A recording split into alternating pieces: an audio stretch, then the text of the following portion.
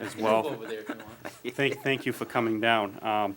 We do have a petition on the agenda tonight, which is 1814.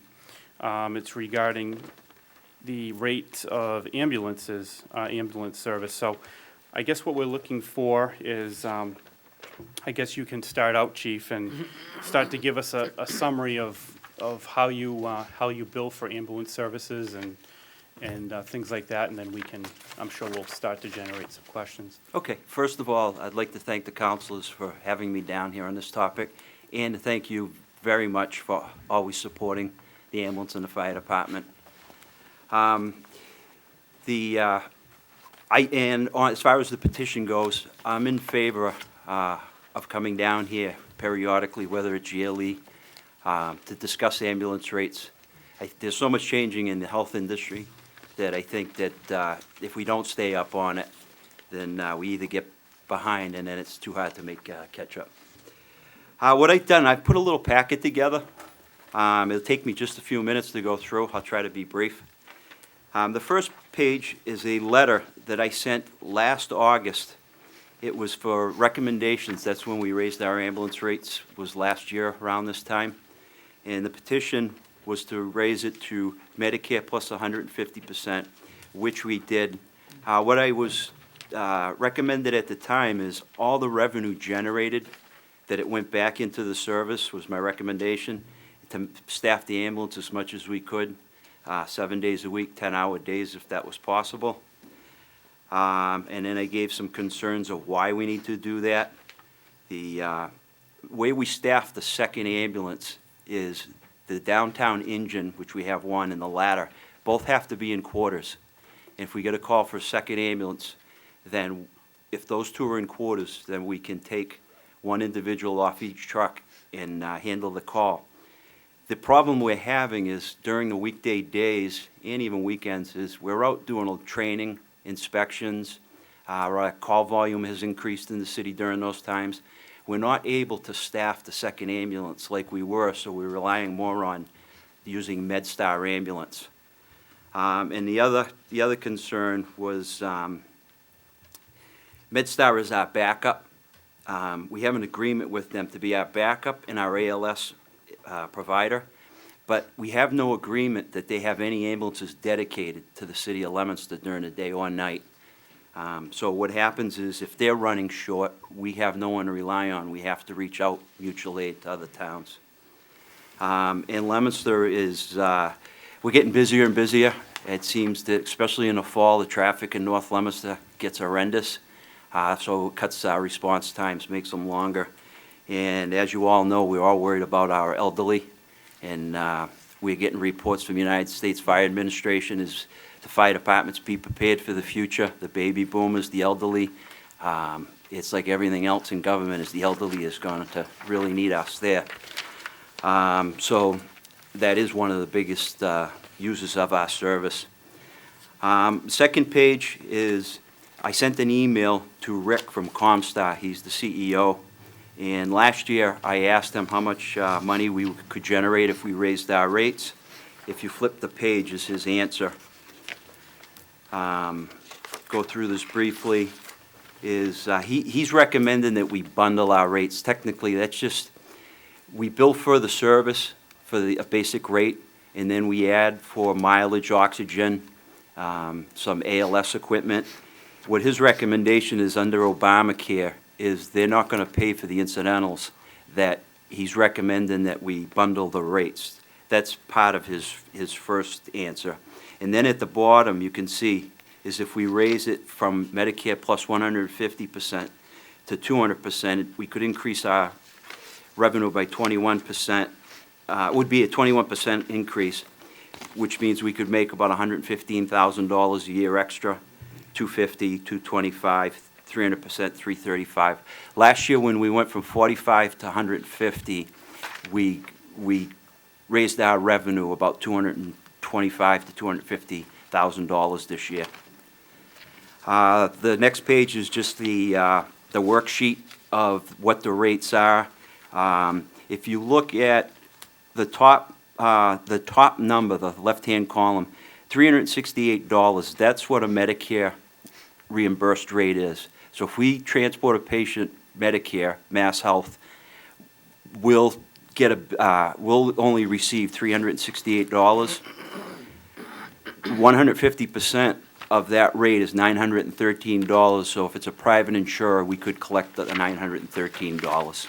And what we do is depending on how many Medicare we pick up during the year, is what our collection rate is. It depends on the demographics of our community when you compare us to other cities. I asked them a follow-up question is, what other municipal-run ambulance services charge? And his mid-range of his 100-plus customers of Massachusetts municipal clients is in the 100 to 150%. So we're at mid-range. There are other ones that obviously charge higher. As anything else, the eastern part of the state, their rates are usually higher. In Central Mass, everything is a little cheaper. I have the Chief of Sterling every year conducts a survey, and if you look at this, is we're at way down on the bottom right-hand side. Leominster is Medicare plus 150%, and for a BLS emergency base rate, we get $913. The rest of them are around $731, which is Medicare plus 100%. Those are the smaller communities. They probably pick up more private insurance. Their collection rate or percentage is probably a little better. The next page is the first page of a 3-page report, and I can go through that briefly, and that'll end my short presentation. What I did was when the mayor gave us the go-ahead, I wanted to track this as if we were running an enterprise fund, an ambulance enterprise report, and I did an August and a September report. What you have in front of you is the September. I have a chart, and I compared this year to the last 3 years in the chart. Total EMS runs left to right. This September, we had 436 total for the city. As you can see, 2002 was 365. September of 11 was 317. I'll show you just a couple of highlights of it. Fire department transports is what we bill for. This September, we had 342 transports compared to the other years of 270, 212, 252. Another important item on here is fire department non-transports. Those are lifting the elderly when they fall out of their bed, handicapped individuals. We go on 74 of those in September of this year. Those are responses we do not send a bill for. Private will bill for those calls. Private transports is the other item I wanted to show you. This year we were down to 15.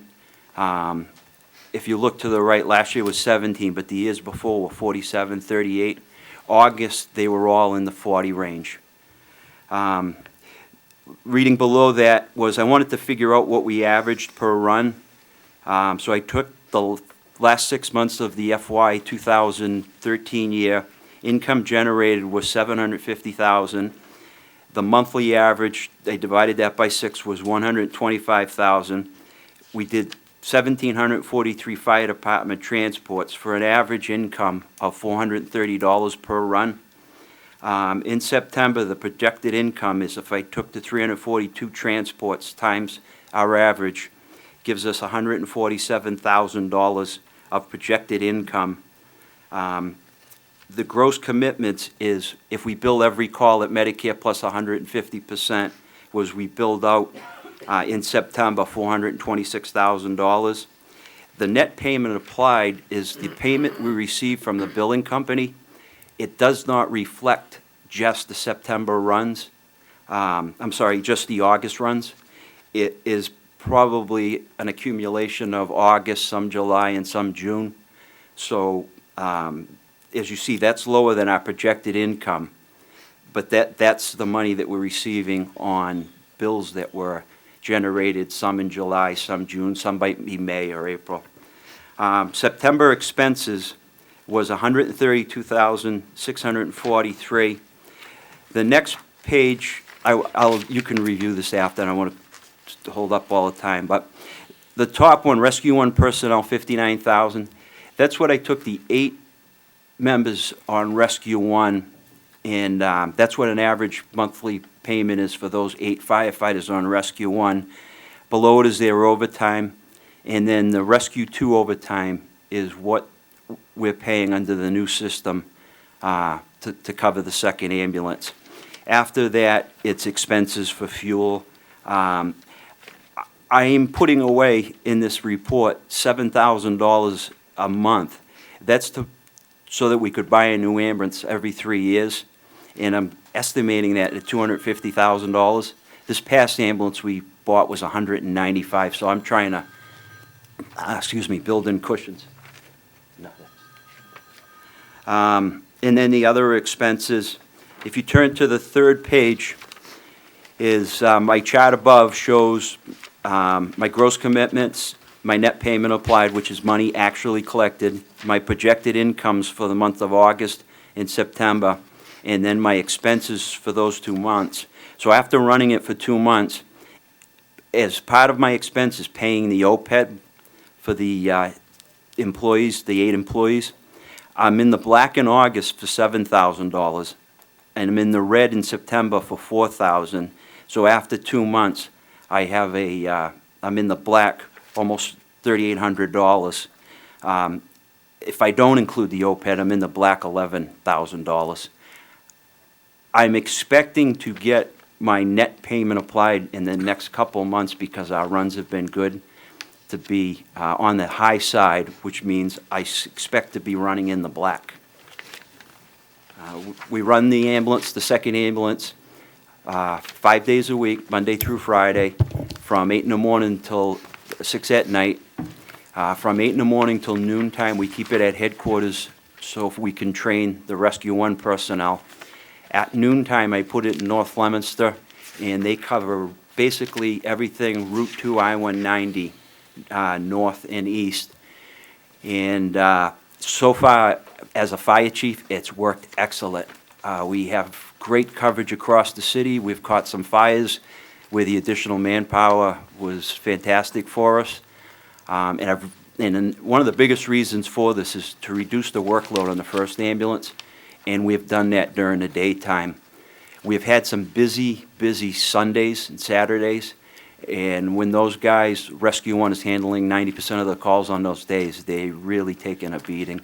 All in all, I'm very, very pleased with the 2 months. Sorry for taking so long. No problem. I think that was a great explanation. I actually have a couple of questions myself. Clearly, there's a jump in numbers, in September of this year versus, the Septembers of previous years. So that's got to be the fact that we're not giving as much work, so to speak, to the private company, right? That part of the reason, yes, Now, that is a reason. Do you have any data to show how many calls we would have captured if we had this service round the clock, like a 24-hour a day, 7-day a week? How many calls? I mean, obviously, you said that we're busier on the weekends and things like that, so we're still. We do have that, but that's not. Private transports that we were unable, that we had to give to the private was 14. So if we would have captured 14 more. In September? In August, I'm sorry. In August. September was 15. 15. Yeah. Okay. Oh, so private transports, those came outside of the hours of when we had. Yeah, we only had during the month of September and August, we've only had to rely on private during the daytime, weekday hours, a couple times, and that was because we've had accidents that required 2-3 ambulances, and we had other calls at the same time. We are able to put in 3 ambulances in service during the day. The first one's staffed with the regular guys, the other 2 on overtime, and then the engine and ladder have been in quarters, and we've gotten a 3rd call, and we were able to handle the 3rd call. So we've only relied on them a few times. Okay. One of the other questions I had was, we look at the other communities that are that are billing out, is it Medicare plus 100, is it? Or 150? Most of them were 100%, but as anything else is, this is, some communities even raised it, and the chief from Holden last month told me he's Medicare plus 300%. But the other 100-plus communities that they're comparing us to, do we have any data as to what communities they are? Are they communities where we have volunteer services mostly, or volunteer? I think it's a mixture. Comstar handles Holyoke, New Bedford. They handle all over New England. Those were 100 of his Massachusetts customers. I could ask him for who they were. Yeah, I'd be curious to see what 100 they are, because, you know, obviously if you're talking a smaller community that has volunteers, when you're billing Medicare plus 150, you know, what the municipality is bringing in obviously differs from Leominster because of the, you know, cost structure to run the service. So, you know, I'm just kind of curious as to what other communities they're comparing us to that are billing for Medicare plus 100 or 150 and things like that. So Okay. I think it'd be interesting to see. Councilor Could, Savage. before the next question, I forgot one of the pages in my report. It's ambulance runs for the last 32 years. It's the last page of the report, I believe. In 1980, we had 1,478 ambulance calls, and you can go all the way up to 2001, where we made it up to 4,142. In 2002, Chief Thibodeau was the chief at the time, and they also enacted a law where privates could enter into a contract with nursing homes. And you'll see we dropped down to 2,000 ambulance calls that year, and then we've built back up to 4,800. So in 2002, we were able to eliminate a lot of the nursing home life flights, the place down in Searstown. It's Reliant. We were at those quite often, transporting to the hospital, but private took that over. So now we're back up to 4,000, which I have no way of cutting. They're all 911 emergency calls. When they cut back then, a lot of those were not considered 911 emergency. They were, nursing home might need a patient transported up because the patient was getting weak. Now we only go to the nursing home if it's life-threatening. So I think it'd be pretty safe to say that if we still operate under that same structure today, we'd probably have about 6 to Yes. 7,000 calls a year, right? Yes. Yeah. I'm sorry for interrupting. Councilor Savatelli? Chief, excellent report. Very easy to understand. Thank you. Well done, well done. Couple quick questions. October looks pretty good, you said? October is better. I hate to I say shouldn't- pretty good, that means I people know, are and I sick. shouldn't say better, but People are we're sick, yeah, exactly. we're having we're going to have more total EMS and more total transports in the next this month. My only comment is this, if this thing is functioning like you say it is, August, September you were minus, excluding the OPB, right? Yeah. The issue really is what's a fair amount of Medicaid plus? We went up one, you know, if we're gonna run this thing and we're servicing that many people and we're doing that much good, then we should make it a not a profitable, but certainly not a losing proposition by moving to the, instead of 150, maybe go to 2. That would generate how much more money do you? 25% more? His prediction was 115, and last year his prediction was right on. So if we went up to 200 plus, right? Yeah, We'd increase another 100 and, $15,000 so a the year. OPEG would be paid for, everybody would be paid for. Yeah. And we'd be offering a service to the community that's exceptional, right? Yes. Are you gonna make that recommendation? Yes. You are? I will. If that's what I wasn't sure what Councilor Shalafo, if she wanted to make a recommendation tonight, or I don't know what she was thinking, but, you know, this is the Finance Committee. This went to the Finance Committee, and obviously we got 3 members here. But it would seem to me that if we've been lowballing it for all these years, and all of a sudden, you know, we're doing really good work, then let's make it break even or better. Yes, The other thing I want to just quickly say to you is, we talked about this before. All this money generated, the problem with it is, all the money generated is going to the general fund, and then you're coming back to us constantly for overtime money, and obviously looks bad for you guys, right? Yes. Because you're asking for a considerable amount of overtime. I guess we're going to be looking at probably 200,000 overtime? Is that what Yes. you projected? for under this. For this? If we So do- we take the normal overtime, which, which comes to close to 900,000, right? And then we're gonna have to add 200,000 more, is deceiving, because we're adding more money, but a lot of money's coming in, but it's just going to the general fund. Correct. Am I right? Yes, So you're gonna be coming in here looking for money, and we're gonna have to realize that the money you're looking for is going back into the tilt, yes, right? yes, Am I right? yes, That's- absolutely. That's the way you gotta look at it? Yes. Okay. And that's why I did it as an enterprise fund. I understand that. Yep. I understand. Okay. Counselor Lanciani? Thank you, Chief. Excellent report, as so stated by my colleagues. You never have to apologize for coming down here for something that the fire department needs. I commend you, and I commend the union and the employees that you have for trying this out and working it out. This has been something that's been ongoing for years and years and years.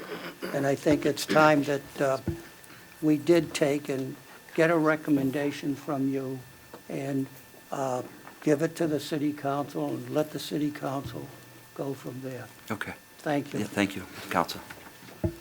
Counselor Rollins? Frida's on the finance committee. Oh, sorry, but we can do you want to do finance? Yeah. Counselor Yeah, Frida? finance.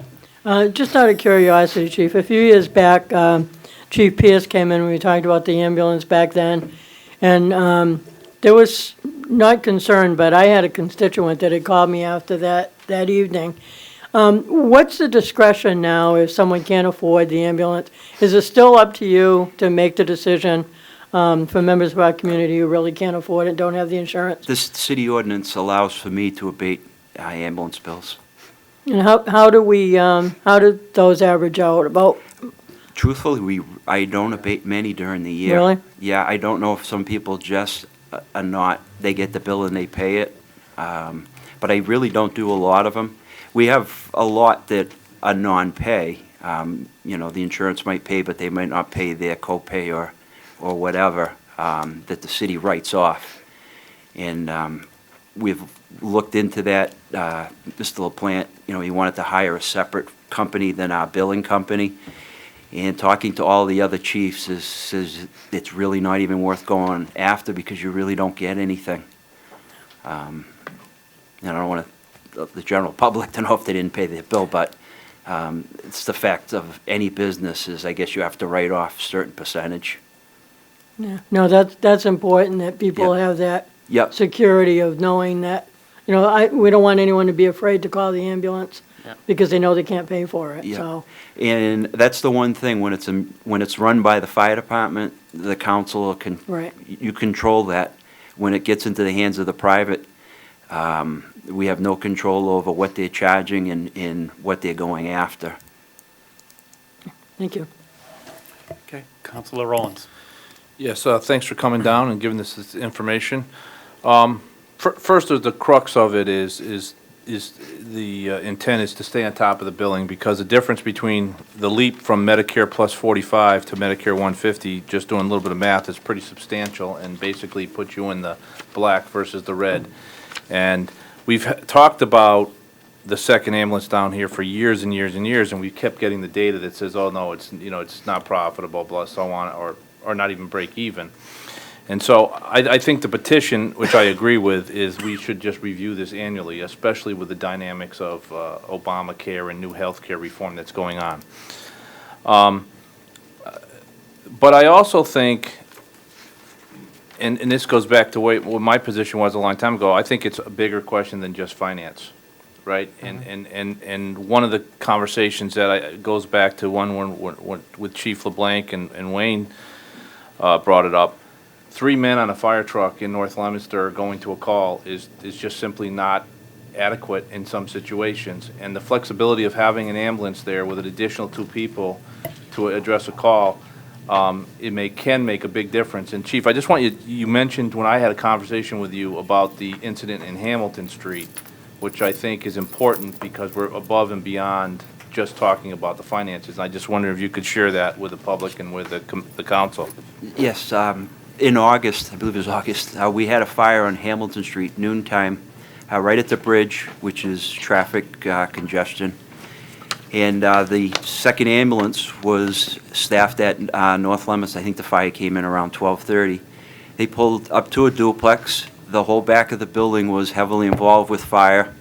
While the engine, North Leominster engine, was attacking the fire, the rescue crew, which their primary responsibilities at fires, because they are firefighters, was they were able to do search and rescue of the duplex, both units, prior to the downtown companies getting on scene. And what made it confusing was there was two families. One of them wasn't home. The one that was home went over by the gym in the rear and kind of just stood next to a car and didn't come and make it known that they were the occupants and that everybody was out. So having those two guys, if they were still in there, definitely would have saved a life. But they were able to do a thorough search of that duplex, which.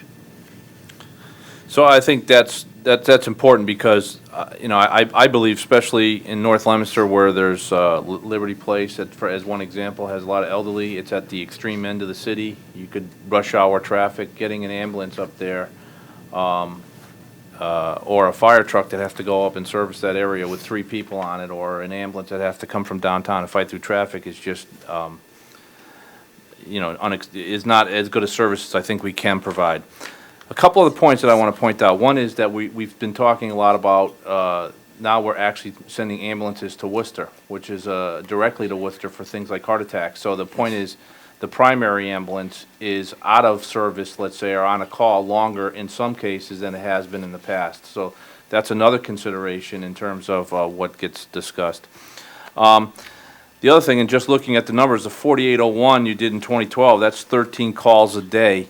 That's on average for 365 days. Do we have an idea of what private is doing on top of that? What the demand is for the private ambulance? In the city of Leominster? Yeah, so in other words. Besides the ones we give? The 4,800 is ours, right? Yeah. And so there's. Well, no, that's the total, and out of that, about 600, I think last year, 670 were private. Okay. So the fire department did around 4,200 calls for service. Okay. Not counting fire calls, there was another 600 on that, so, the trucks were doing 4,800 runs, and then the private did another 600. And the final thing is, which I know everybody sort of has been discussing, but I want to just make sure it's emphasized, which is the goal, and I know it's a long-term goal of advanced life support. That is to say, the private industries, ambulance do offer ALS support. Yes. So if we're doing those calls, and right now I know there's a partnership if they show up if we need be, but the point is, as you said, there's no commitment to a private ambulance and what they offer, and I think the goal here is to have, ALS support on our ambulance, and I know that's training, and whatnot, but I think that should be our goal. Having said that, is there, in terms of hiring, can ALS training be like a bonus point, or give somebody advantage in the hiring process? Can we slant hiring towards somebody with ALS support so we build this up over time that we can offer that sort of service? I think through civil service, we can hire off a paramedic list, but I think we have to establish the ALS Service first? First. I I see. mean, it would be something, that other communities do that. Some cities do hire off the paramedic list. So we would have to establish ALS first in our ambulances, do our internal training, get that in place, and then we could potentially weigh that. Or at least simultaneously. Okay. I don't think we could hire the paramedics up front and then go. I think it would have to be, we'd have to get licensed and do the hiring simultaneously. Thank you. Thank you.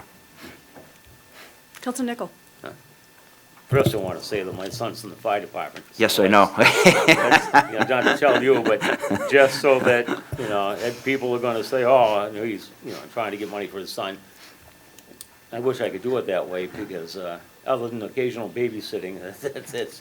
But anyway, from what I understand, I think both ambulances were out. And correct me if I'm wrong, when you had the fire over on Pearl Street.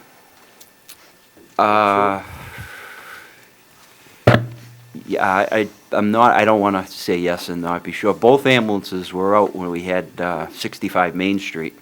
They were both coming into service. Yeah, I remember that too. Okay, the only thing right now I know there's a timetable on this. As of, I heard the mayor say something about November 5th or something like that. I hope not. Yeah, that's essentially, as somebody who actually, He's never said that to me. oh, okay. I can just say as Nor somebody, me. as somebody who actually lost a father to a heart attack Yeah. before there were paramedics, and I know the guys did the best they could, but they did the best they could with what they had at the time. But I compare that to a father-in-law who had a heart attack, and because there were paramedics and because of the things that they were able to do, we had him another 10 years, whereas my father was called, and I was standing in the emergency room door with a nurse when the ambulance put on the brakes and threw open the door and yelled, "We lost him, we lost him." So, I know the difference. I really appreciate that difference by having paramedic versus having experienced both sides. But right now, when I drive by, and, I think I had spoken to Council Rowlands one time about the idea of, it would be nice if we had outlying stations with 5 guys on that could have an ambulance in each station, Central, South, and North Leominster. But one of the things I notice right now is, and I couldn't help but wonder, we're getting cold weather coming up. So what's going to happen with cold weather? Are you going to have to take the backup fire engine and park it down South Station to keep an ambulance there? You can't put the ambulance, obviously, and just leave it in the snow without covered, and it isn't going to do any good with a fire engine that's got water in the pump and all that stuff. So how do you plan on working that out? I really, really like the idea of it being up there in the late, in the afternoon. It's been working great. I don't know if I'm going to have to shuttle the reserve engine out of there during those hours and park it inside. Storage is really, really tough for us. And I can park a third ambulance at headquarters, but I don't think I could get an engine there, so I'm hoping someone in my department comes up with that solution. Not to make light of it, I will figure out something. I really like the idea of it being up there. We handle, it's basically Kmart, the hospital. I know I said Route 2, but we do Kmart to the hospital, and as you know, we transport people from the medical buildings at the hospital to the emergency room quite often, down to Doyle Field, the mall, and then down, through to I-190. The second ambulance during the afternoon handles everything to the north and the east of that, the highways. That section of the city is quite busy, and it's a hard section to get to. South Leominster, we have a lot easier time getting to from headquarters. We don't have the traffic congestion. Yeah, well, I know Route 2 in particular, Yep. if you're going westbound and the accident's on the other side, you're going to have to end up driving all the way up to Route 31 before you can make a turn Yes. to come back down to the other lane. So the time involved is critical in a case like that, too. So I just couldn't help but wonder what kind of Plan? plans are underfoot to be able to keep it, protected, so.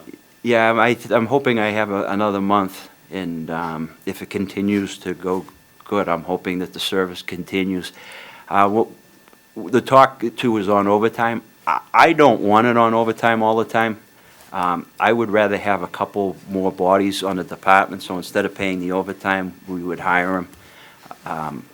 That's my official opinion, that some overtime would be good, but I don't want it to all be on overtime, the second one. So I'm hoping that this plan within the mayor, that this becomes reality and it stays in place. All right, thank you, Chief. Are there any other questions? Good evening, Counselor. Good evening. I apologize for being late. Oh, but don't. I had a little event that went longer than intended. So I don't want to hold anybody up. If there are no further questions, we will let you go, and I will, I do have some questions, but I'll catch up with you. Okay, and I Catch left up with the you later. packet right there for you. This one, right? Okay. Thank you. Yep. Just briefly, I don't know if I said it when you were here, was that I like the idea of coming down here. Good. And going over the ambulance rates, so I'm in favor of that. And I will submit a petition to raise the rates. Soon? Soon. Based on your experience, based on your current experience? Based on my experience, the numbers that, how good I like the service, that it's, the way it's running, the feedback that I'm getting from the councilors, like I said at the beginning, is the support that I've always gotten, fire department's always gotten on the ambulance side. Good. And the fire department side. I can tell just by, the look that I'm getting and the questions I'm getting, that I feel good about this, so Okay. I will submit an increase shortly, and Okay. thank you very much. All right, thank you for coming down, both of you. Thanks. Okay. So we do have a hearing regarding a proposed ball field on Mechanic Street. Would you guys like to come in? We have the medical marijuana one first. I don't know if you want to do that one. It's at 7. Then the other one was 7:05 for the ballpark. Sorry about that. Okay, can we hold on just 1 minute? We have a very quick hearing. I was trying to get through this. Okay, go ahead. Legal Affairs.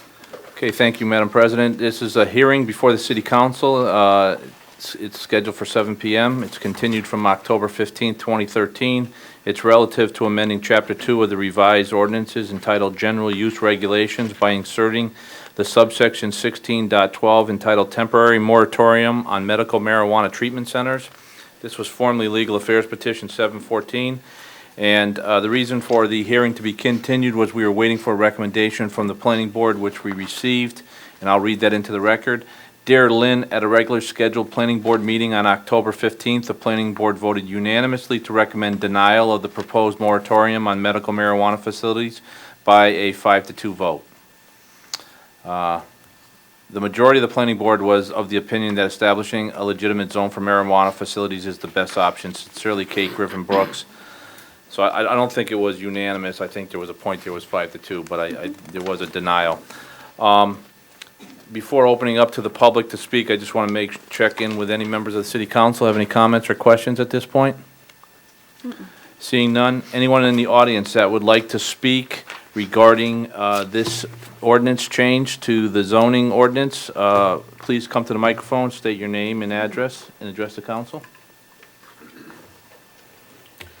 Thank you. My name's Stephen Jacoby, and I'm from Worcester, Massachusetts, but we hope to open a medical marijuana facility here in your city. There are some pretty significant barriers in our way, and not least of which is the calendar. What we're looking at right now is a deadline for our application being due on November 21st. If there's a moratorium in place in the city of Leominster, we can't apply in the city of Leominster, that we won't get approved, which means that Leominster will not have a dispensary or any medical marijuana facility in its city limits for years to come.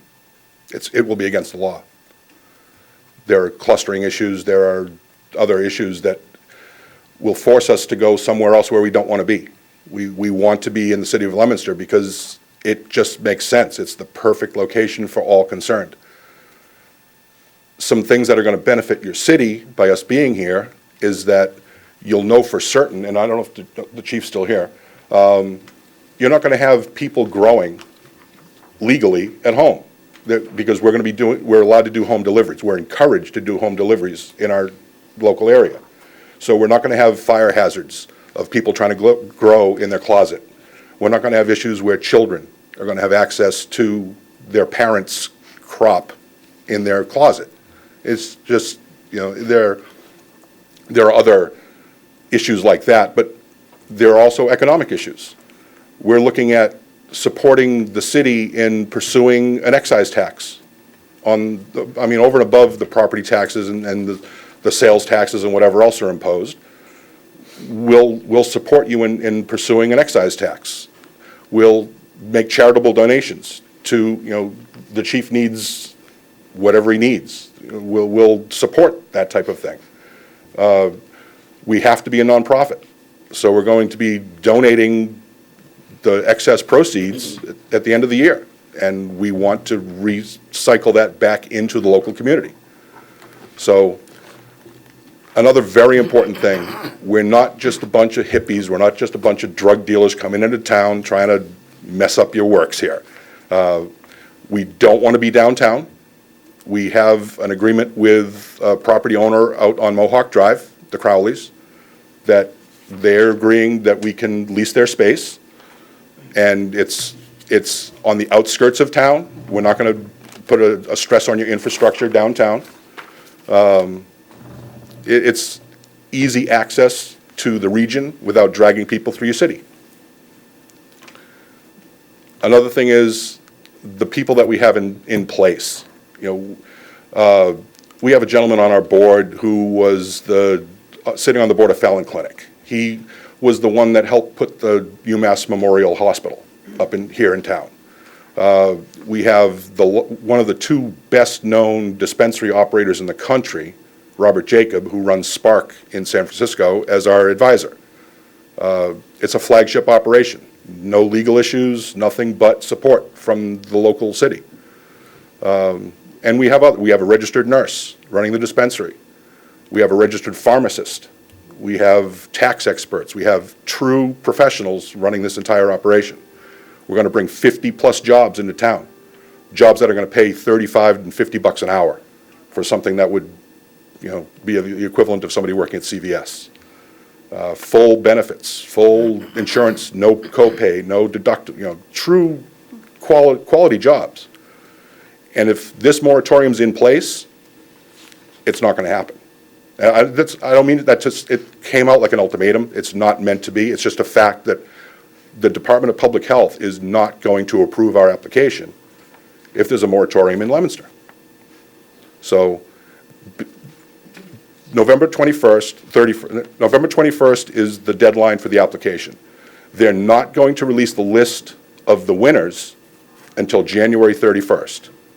Our hope is that you can vote against having the moratorium, knowing that you have time to put the zoning in place. And if 25 Mohawk isn't the place you want us, we'll go wherever you tell us to go. I have no objection to you specifying our location. So, again, I appreciate your time.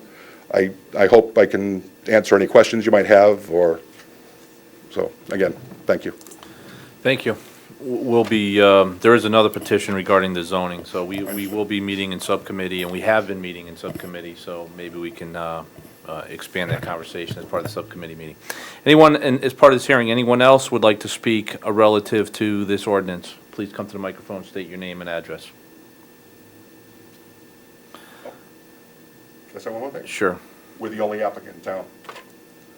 Okay. We're the only ones, so if you say no to us, okay, I'm done. Okay. Sorry. Thank you very much. I'm going to go back to the members of the city council and see if there's any questions or comments, and ask if there's any objections at this point to closing this hearing, since we have all the information, I believe, back on the referrals. So is there any comments or questions or objections at this point to closing the hearing? No. Seeing none, I'd like to declare this public hearing closed, and we will take it up under the agenda later as part of our discussion when it comes up on the agenda. Thank you.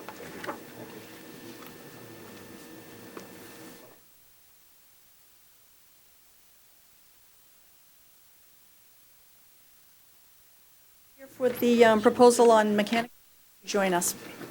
Come on in.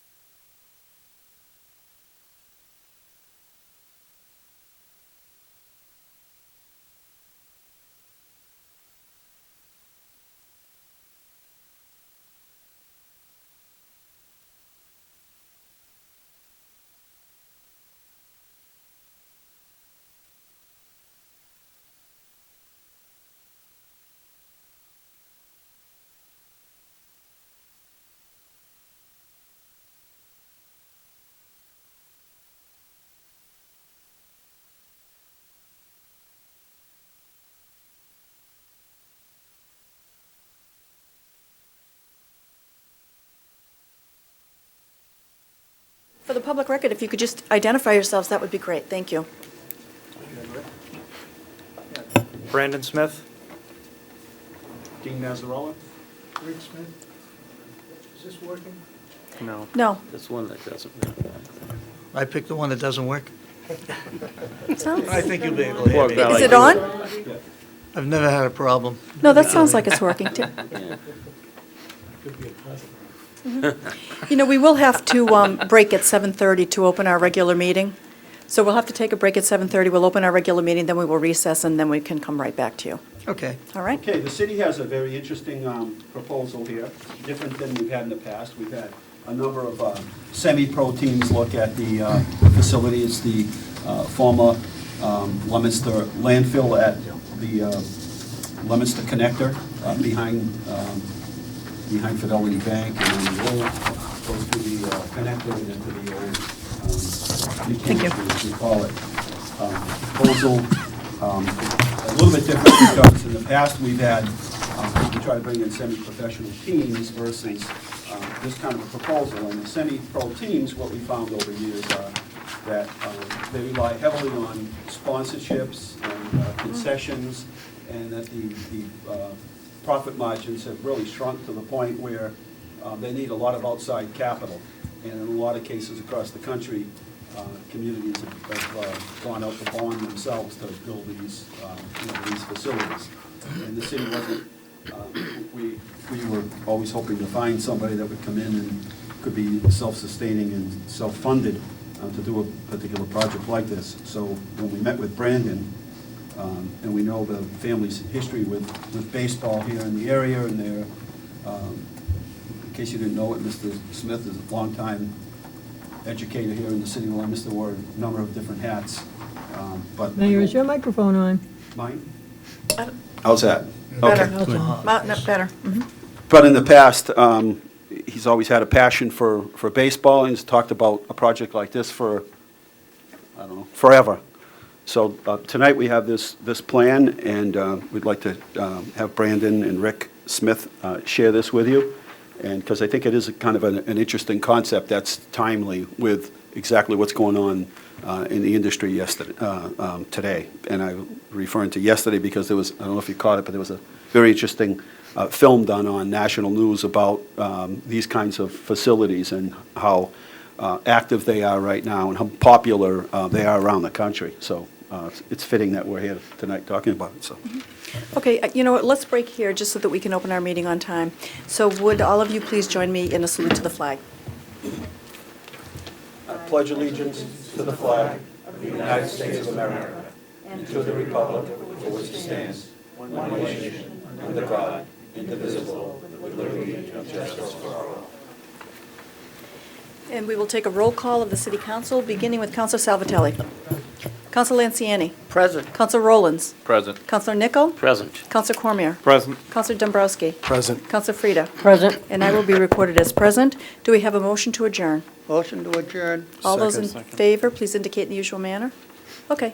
All right, you can continue. Thank you.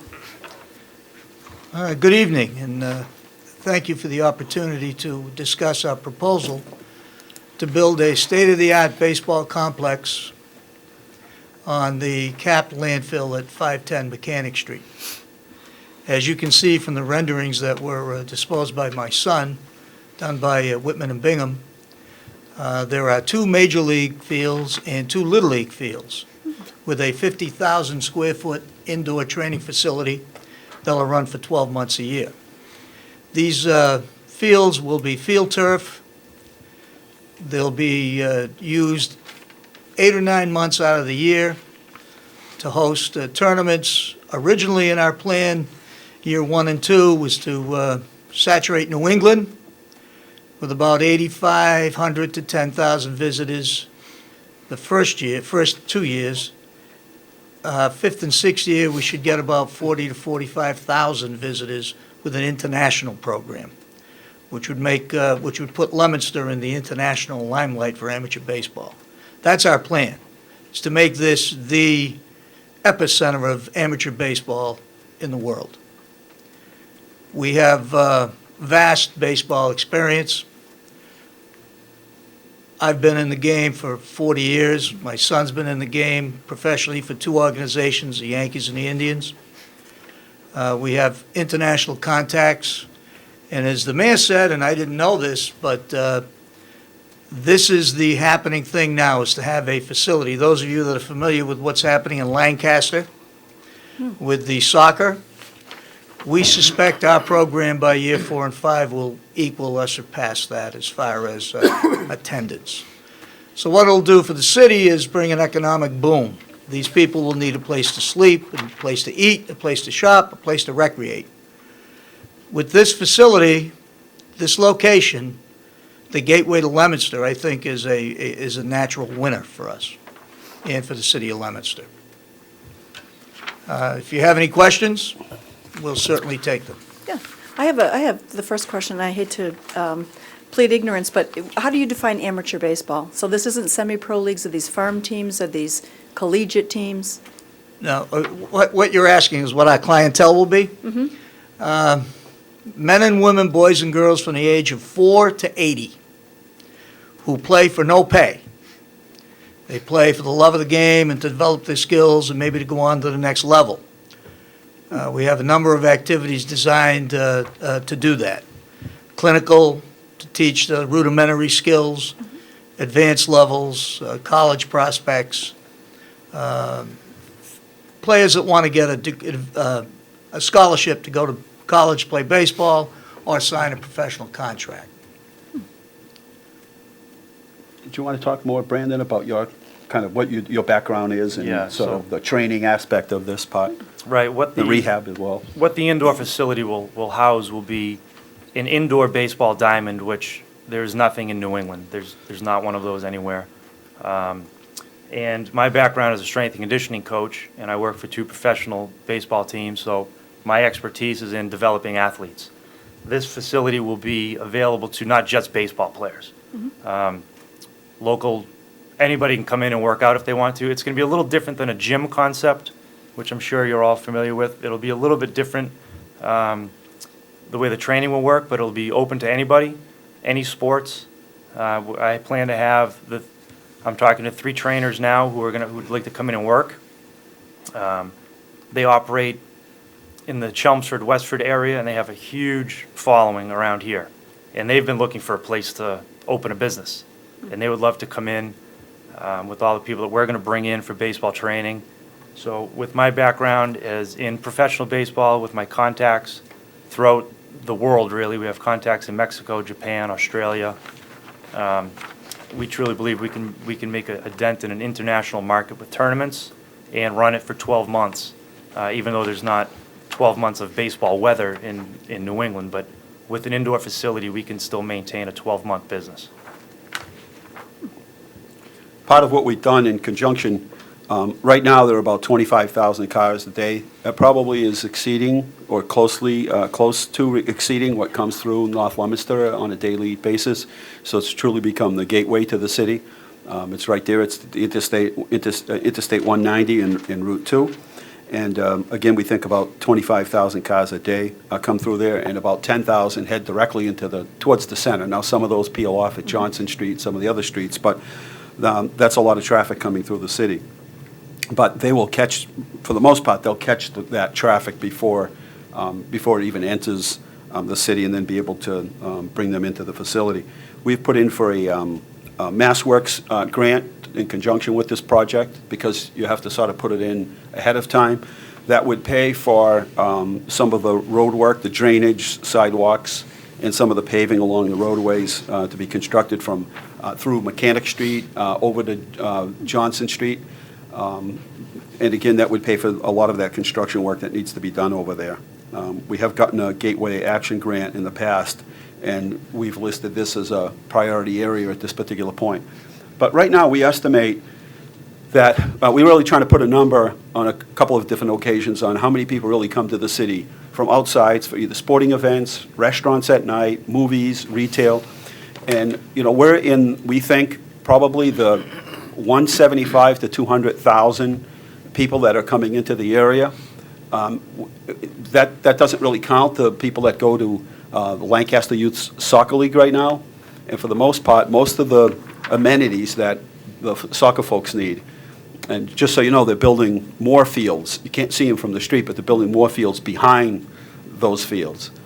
And that's going to actually bring the count up of how many people are actually coming here. But we look at that as a lot of those people are already coming here to use our amenities, the restaurants, they're staying in our hotels. And this kind of a proposal, we think is just going to, add, as it was said, between 50,000 right away and probably 100 or 125,000 before the end of the project. So in many ways, it's similar to what goes on at Mass Youth Soccer down in Lancaster. But I think it has a farther reach because there is no facility like this around. And as more and more people are either conditioning themselves or practicing during the winter, baseball used to start in May if you were lucky, and it was over by, July. Well, it's become a 12-month sport, and, and New England isn't always the best place to be training for that, so a lot of people leave to go out of state, and that's getting cost prohibitive. It used to be very cheap to put a bunch of people on a plane and fly them somewhere. Those deals are no longer available, so the people will be looking towards New England and what facilities exist. There's indoor soccer facilities. There are a number of indoor facilities, but there's really nothing like this in the area, and you couldn't find two better people that know the business better than them and have more contacts in this area. So as far as a multiplier, we look at it as a 1.5 multiplier, that each person that comes in will bring another person and a half, a 1.5 multiplier that will come in, and all those people, even though there'll be concession, there'll be places where people need to eat. If there are two kids in two different games going on, one's at 1, the other one's at 4, well, obviously they need to go places. That's good for the mall, that's good for downtown, good for the restaurants and retailers. So this is one of the proposals that we're looking at, and pretty much sums up everything, and if you have any questions. We would be looking for a long-term lease. I think they would be looking at a long-term lease. We would be also looking for a long-term lease as well, anywhere between probably, 15 or 16 years to 20 years in order for them to, capture their reinvestment. This is a multi-million-dollar project, so to ask them to just come in for under 6 years or so is probably not a good return on their investment or a good business decision. So all of the proposals that we received on the landfill really are long-term and not short-term. Okay. Counselor Savatelli? How many acres do we have in this place? I never thought it would be this big to handle this Well, kind of area. it's interesting because one of the things we did when we had the landfill capped is we built it so that the gas collection system wasn't in the way. And so engineering-wise, that made it sort of more feasible for them, because if you just built it as a landfill and just went ahead and just stuck all these, methane gas vents out through those little candy canes that you see up there, then you probably wouldn't be able to use it, or it would be cost prohibitive to go in and move them all. But we engineer it such that we picked up a lot of land there that's usable, good space, and that was engineered that way. How many acres are here? Over 30. There's 30 acres in that spot? Yes. Now, not all 30 are applicable, and that's why we talked about a combination of solar and, this park as well. We might be able to get some more solar out of it in some of the areas that were too steep, but one of the things that Brandon and Rick did is one of the sort of pieces of the due diligence part was to go back, and we knew engineering-wise that we could build fields there. We just weren't sure how many we could build and whether it was applicable to what they were trying to do engineering-wise. So they took a couple of months to go back, looked at the engineering, and then, because there was no sense going any further and spending a whole lot of money if we didn't have enough room. But in fact, engineering-wise, there's enough room to put all of those fields on that land. We don't have last time the engineer was down there, I was kind of surprised at how little methane we have, right? Very little. Very In fact, little. Very little. It runs very little during the day, right? Correct. We have to collect it and then burn it off. And Yeah. if you remember, we didn't have enough, so we were actually running natural gas into it. But then we fixed that now, and it sort of collects itself. What and did then it go, it'll burn itself couple, off. an hour a day? Less than an hour? If 2 or 3 that. weeks? It wasn't even working Yeah, full-time. So it's very low levels of methane. In fact, we were able to get This- somebody that wanted to build a methane gas collection system get and it. convert it to fuel, but we didn't have enough methane coming out of there, unfortunately. So This is a very interesting it's concept. perfect. I'll tell you. Environmentally, our engineers at Wood and Curran have looked at it, and it just turns out it's the absolute perfect, A, location, and B, fits right into the template of the landfill. Counselor Rowlands? Yeah, just a quick question about the building itself.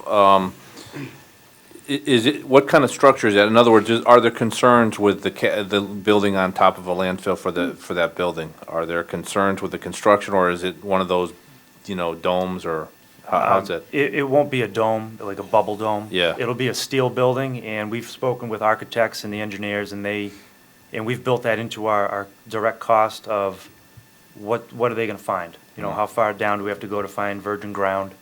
The architect stated there's nothing they can't get around. It just depends on what's gonna be there and how they're going to support it. If they're gonna use pillars, if they're gonna use a slab, once they put a shovel in the ground and see what they're dealing with. Okay. And we have borings that we've done as a result of the landfill anyway. So all that engineering, they took pictures through the whole project, so we know exactly what's there, what's where, about how deep in what particular areas, the depth of the landfill. So all that engineering's available. Council Lanciani. Thank you.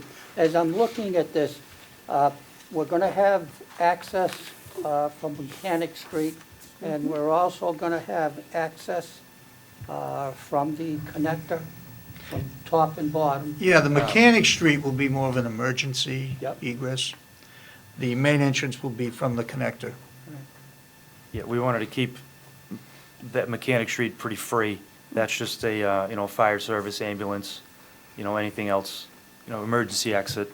So the main entrance and exit will be off of the connector to get right back to the highway. It's a good concept. Thank you. Thank you. Council Frida. Will you be looking for a team to call this home? A particular, In our business plan, we have a plan to have an AAU organization. It's an amateur athletic union organization that goes from Little League through 16 to 18 years old, that would call this facility home. There are other AAU organizations around the state and around New England that don't have a facility like this to train in all year, in the winter as well as the regular season. The benefit of the field turf is we can play on it in March. I coach, I'm assistant baseball coach at Worcester State. We go to New York and play at a facility, actually it's a park that's field turf. We play the beginning of March. So our plan is to have a New England college tournament to kick this off with in the beginning of March. Schools from Vermont, New Hampshire, Maine, that can't get on their fields because they're frozen. With these, you can play on them right away. There's a mechanism to clear the snow and the ice, and you just go out and play. Southern exposure as well. Yeah, So- so once it's exposed to the sun, it heats up. But our experience last year at Worcester State is we couldn't play home games because our field wasn't ready. We had to go to Salem, which has a facility like this, one field, to play in the beginning of March. So that facility, the outdoor facility, will run from March probably through Thanksgiving, weather permitting. 'Cause these AAU teams will play all the time. That doesn't count senior leagues. There's, how many thousand senior leagues, Brandon, around the country? There's about 150,000 senior leagues around the country, and that's ages, there's different divisions, 30 and over, 50 and over, 55 and over, right out of college. We've done we've looked at every league in the book. I want to, revitalize a men's and women's softball league in the city, in Leominster. I've visions of creating an industry league where people from different, people who work at Lowe's will play the Home Depot team, and it'll get whether it's baseball or softball. These fields will also be conducive to softball as well. It's not just baseball, so it's boys and girls, men and women, baseball, softball. That's why our clientele is 4 to 80 boys and girls, men and women. In our partnership with the schools, for this business, with local schools, they've offered to, sort of open up those areas to work in conjunction with our sporting programs, because there are some times when people just want to get outside. And if you go by the Mass Youth Soccer, they're playing soccer out there in March.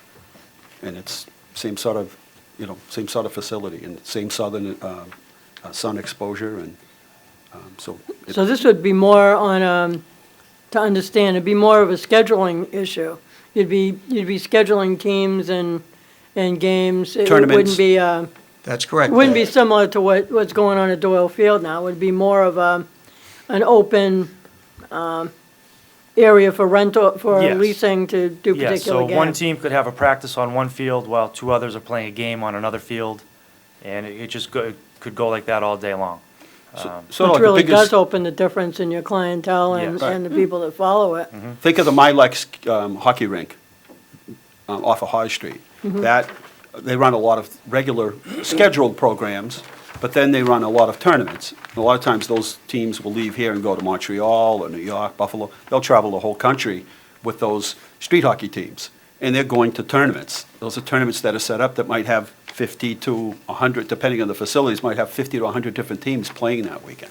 Well, this facility would do those on a regular basis. I mean, that would be a big part of your business, would be the, Yep. you know, the tournaments, which is bringing a lot of people from the outside to Leominster.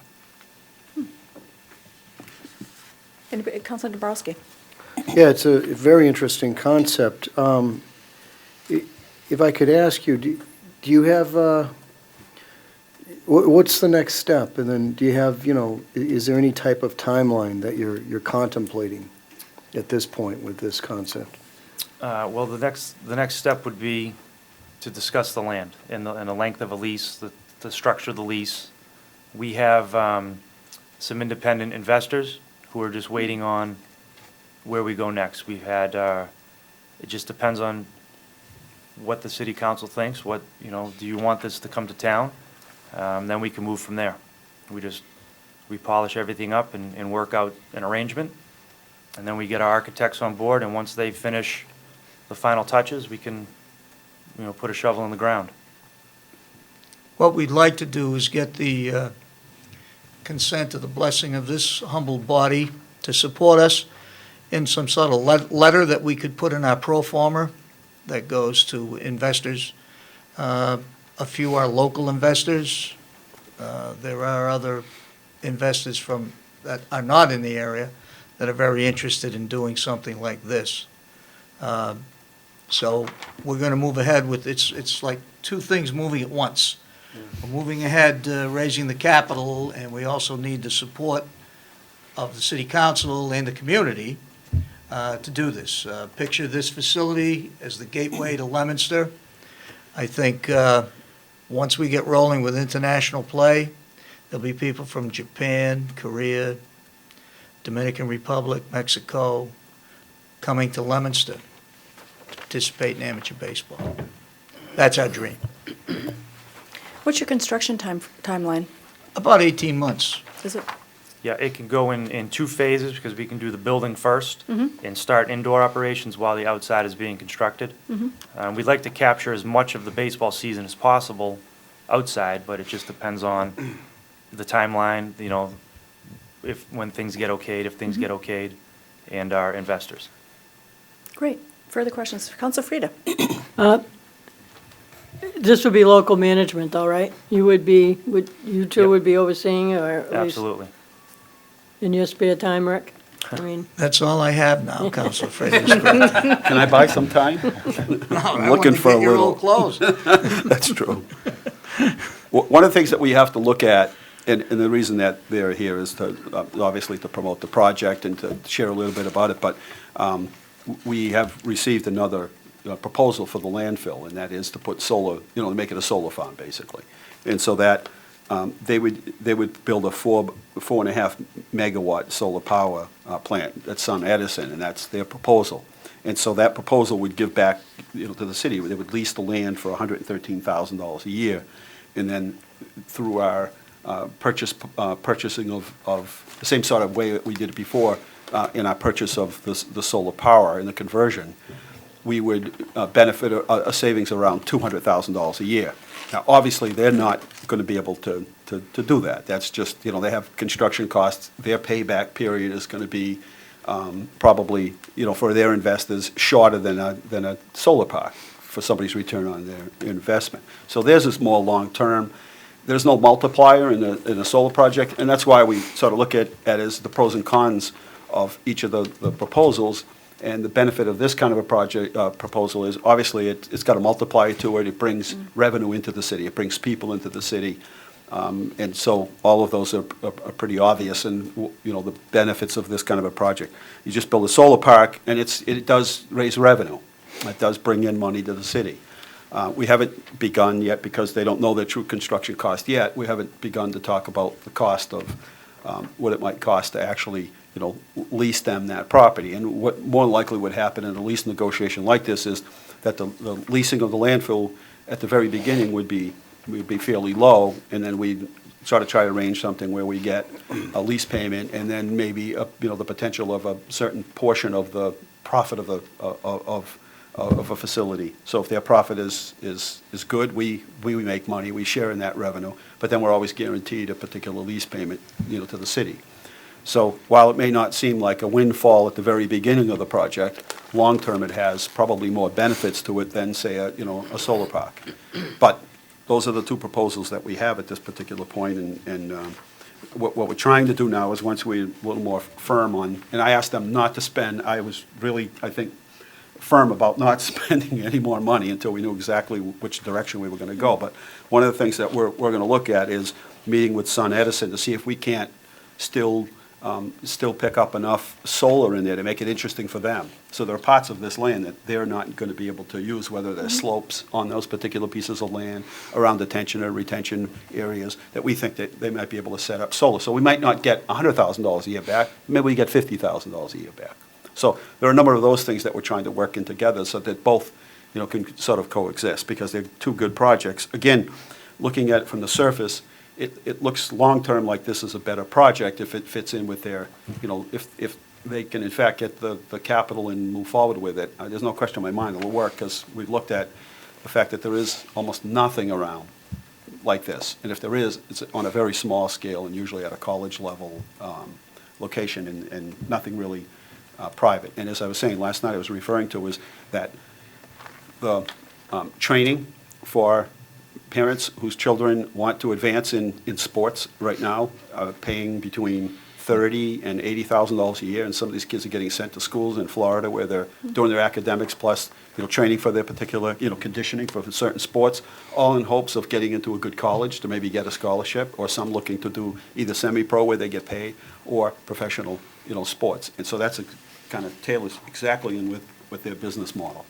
And they talked about, you know, it's a multi-billion-dollar business now in this country and around the world. So that's a little bit about each of the projects. It's pretty straightforward. What's the zone, do we know offhand? Passive recreation. Well, it's got a passive recreation restriction on it. Is it industrial? No. It's like either Residence B or I think it's Residence B in that area.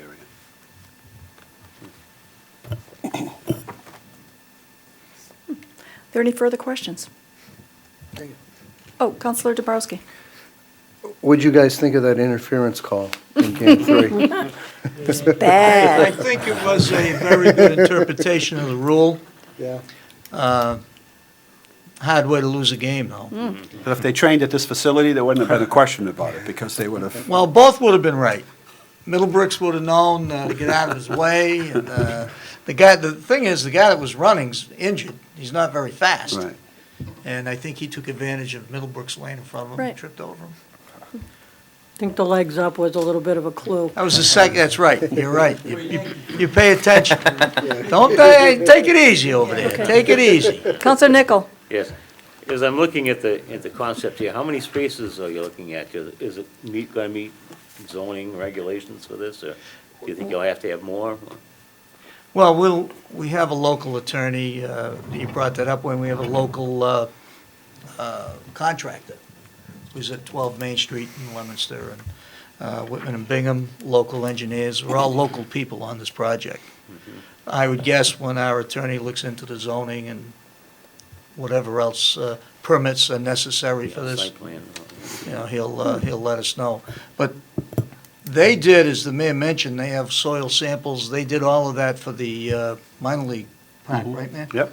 And they placed those fields in the indoor facility, Wayne, in places where they thought that they would best utilize the space. Now, as I'm looking at this map,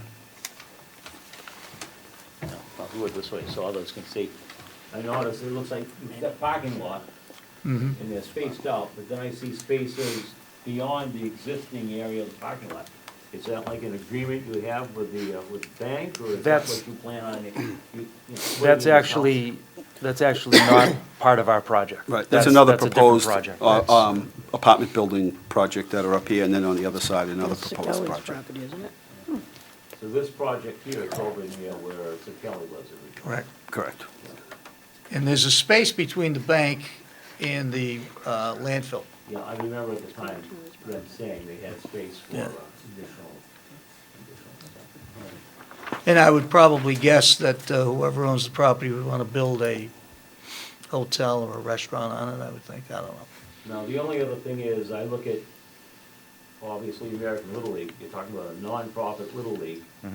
So, you know, they're up there trying to make the best they can with the fields that they have. And then we have two proposed Little League fields coming in.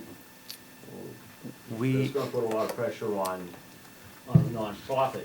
It's interesting you bring that up, Wayne, because in our plan, if we have an overflow on these two Little League fields, right across the street are two more Little League fields.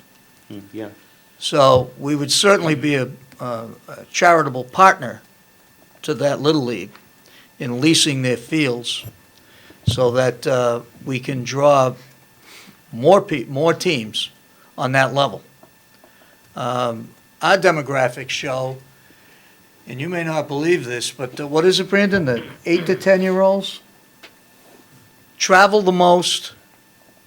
They come from New York, New Jersey, Maryland, Virginia, 8 to 10-year-olds to play AAU baseball.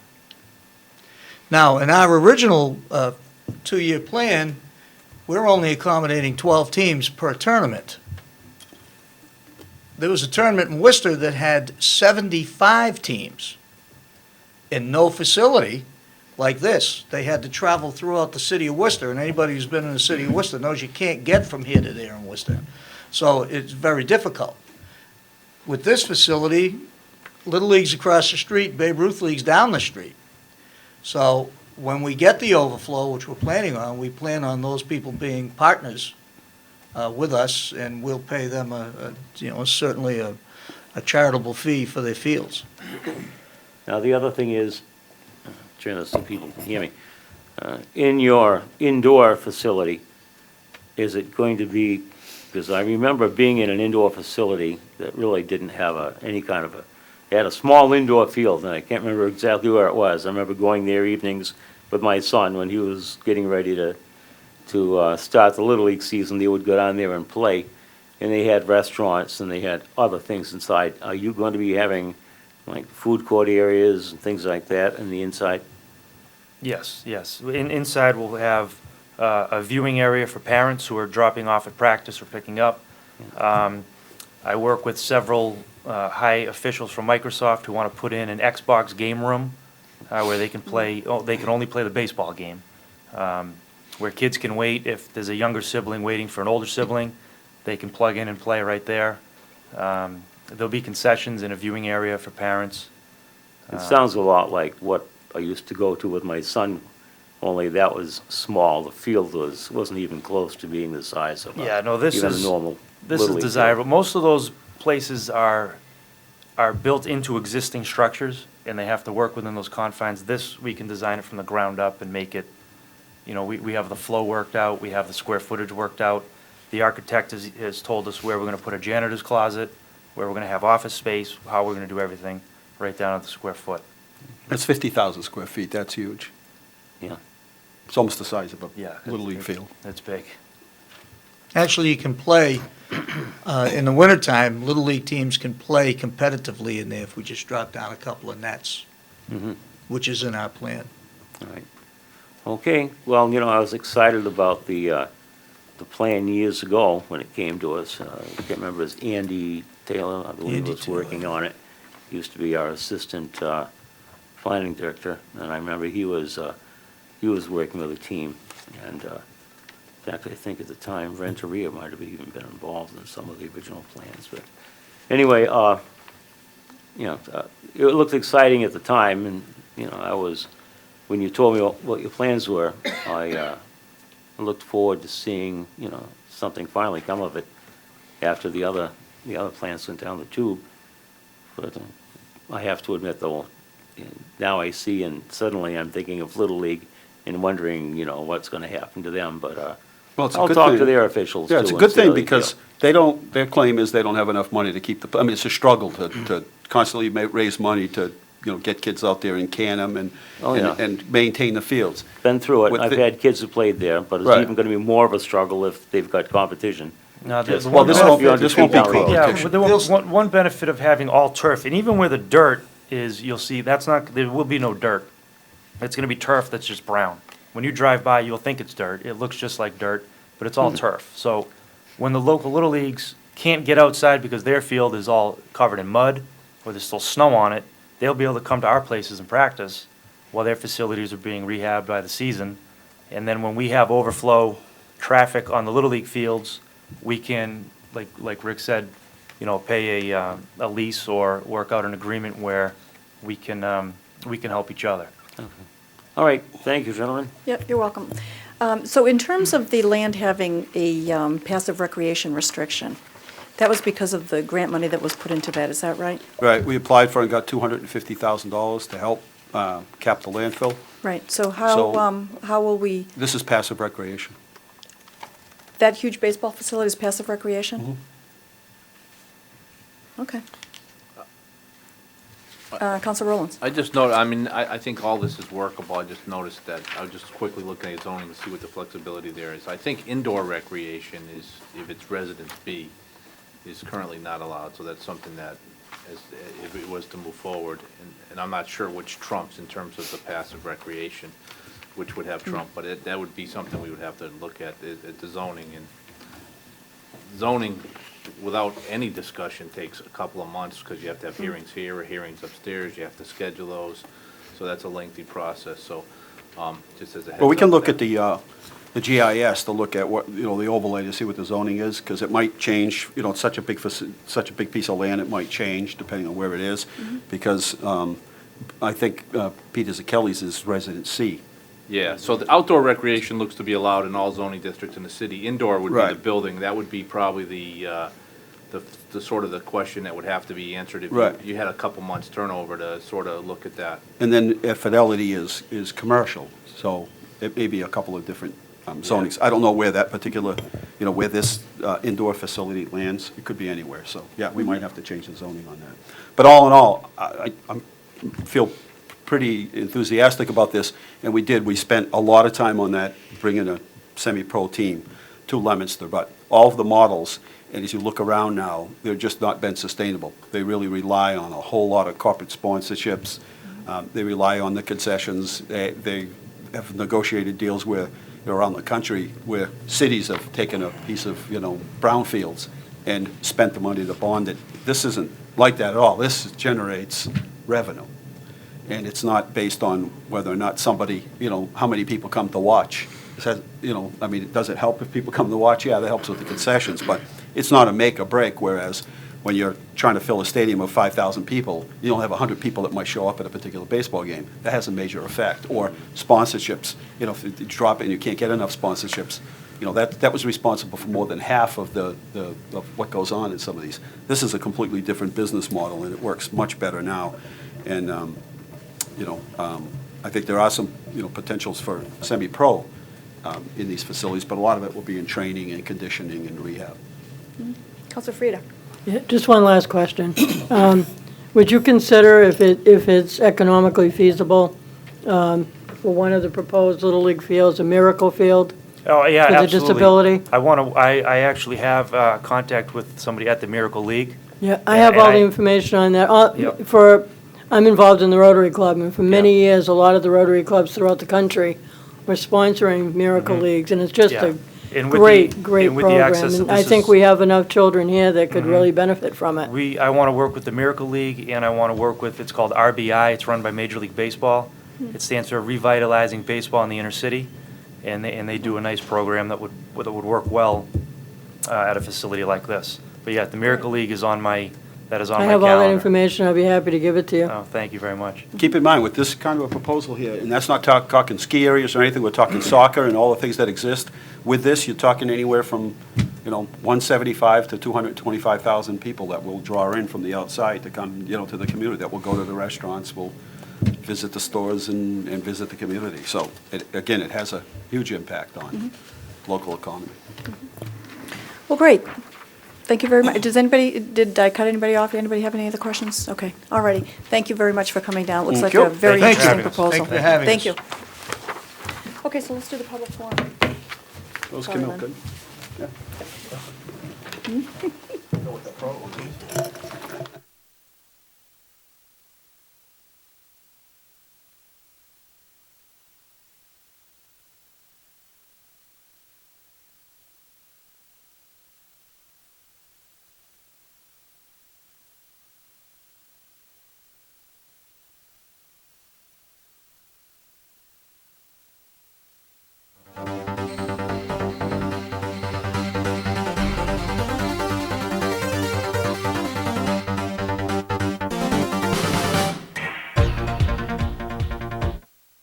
The public forum is to allow any person in the audience to speak on any matter listed on the council agenda.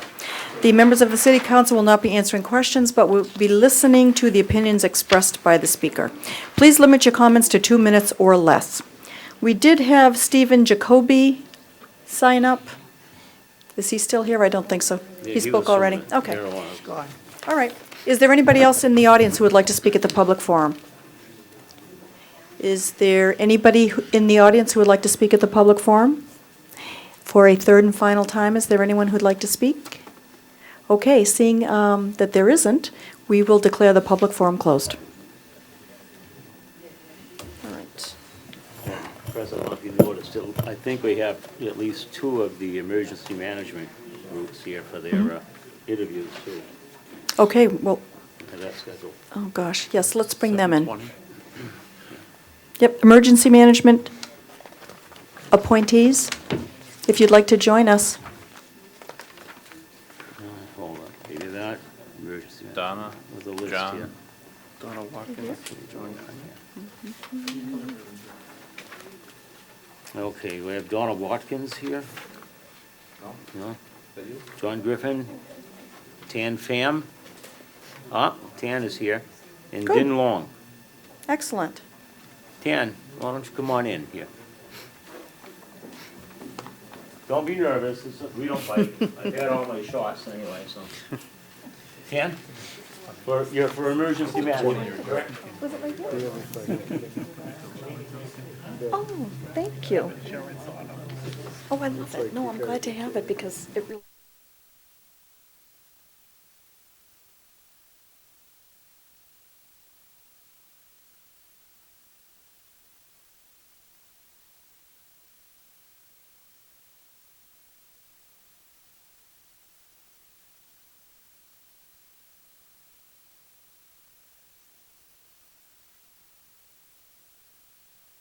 Management appointees that would like to speak with us? If not, okay, good.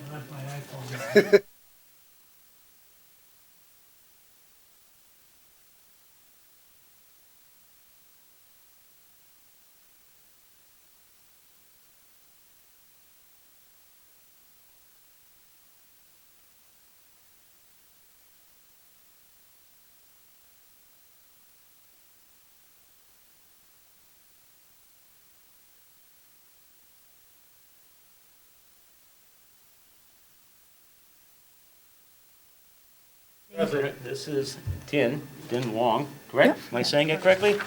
And Tan Pham. As you know, they're here for an appointment before the Ways and Means Committee, and obviously a little nervous, but. I No told need to them, be. no. No. So, anyway, who's second in command of the committee? Is it you, Jim? No. No? Or was it Wayne. John? It's you, Oh, Wayne. it's me. Okay, I knew I was on. I couldn't remember if I was second or third. You and You're it. John. Well, okay. John Dombrowski. John, can you just give a little wave here so these gentlemen and ladies? This is How one are of the you? members of the committee. I'm the second member. The chairman is not here yet, is No, No, he's out of not gonna be town. here. Well, anyway, what we'd like to do is just ask a little bit about you, and just tell us, if you're residents, how long you've been here, what made you interested in being on emergency management, how you knew about it. So, Tan, why don't you go first, if you don't mind? Tan, let's see, you both are going on communications, okay? So how did you get involved with the communications? What made you think you'd like to be on that? Hi, my name is Tan Pham. I'm from Worcester. I work with my coworker in the same company. So he talked about do volunteer at Leominster, and then kind of interested me. So that's why I want to join. I have background in computer and electrical. So I want to study, want to learn and to have Leominster community. Very good. Have you been down to the building, the facilities here in Leominster? Yes, I've been there one time to interview somebody interviewed me.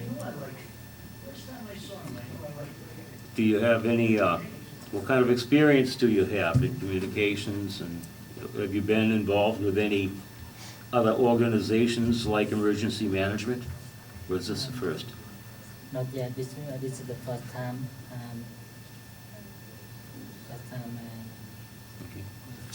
John, you are the other member. Do you have any questions? No, I don't have any questions. I think the reason we ask people to come down is so that the public gets an idea of who's working for the different agencies in the city. So just welcome and thank you very much for volunteering. Appreciate it very much. Any questions from any other members of the committee? No, okay, any members of the council? If not, okay. Well, then you've seen what happens now, so you don't need to be nervous. He started this. What made you get involved, and what got you interested? I'm gonna move this a little bit closer. Oh, I said my friends. I work with another member. Work in a volunteer in. Emergency management? Yeah. Okay. EMS. Yes. And she introduced me and my friend who come, and she explained for how they're working for the help the communicate and interesting that come and to join to volunteer. Okay. Any experience in anything else before No, like I'm this? new. Yeah, New? I'm new. Oh. I'm new. We all have to learn somewhere, right? Yeah. Okay, John, any questions you have? No questions. Just again, thank you very much for volunteering. It's greatly appreciated by the city. Thank Okay. you. Any other members of the council? Okay. With that, I just want to say thank you for volunteering. We appreciate it. It's always nice to have people interested in helping the community.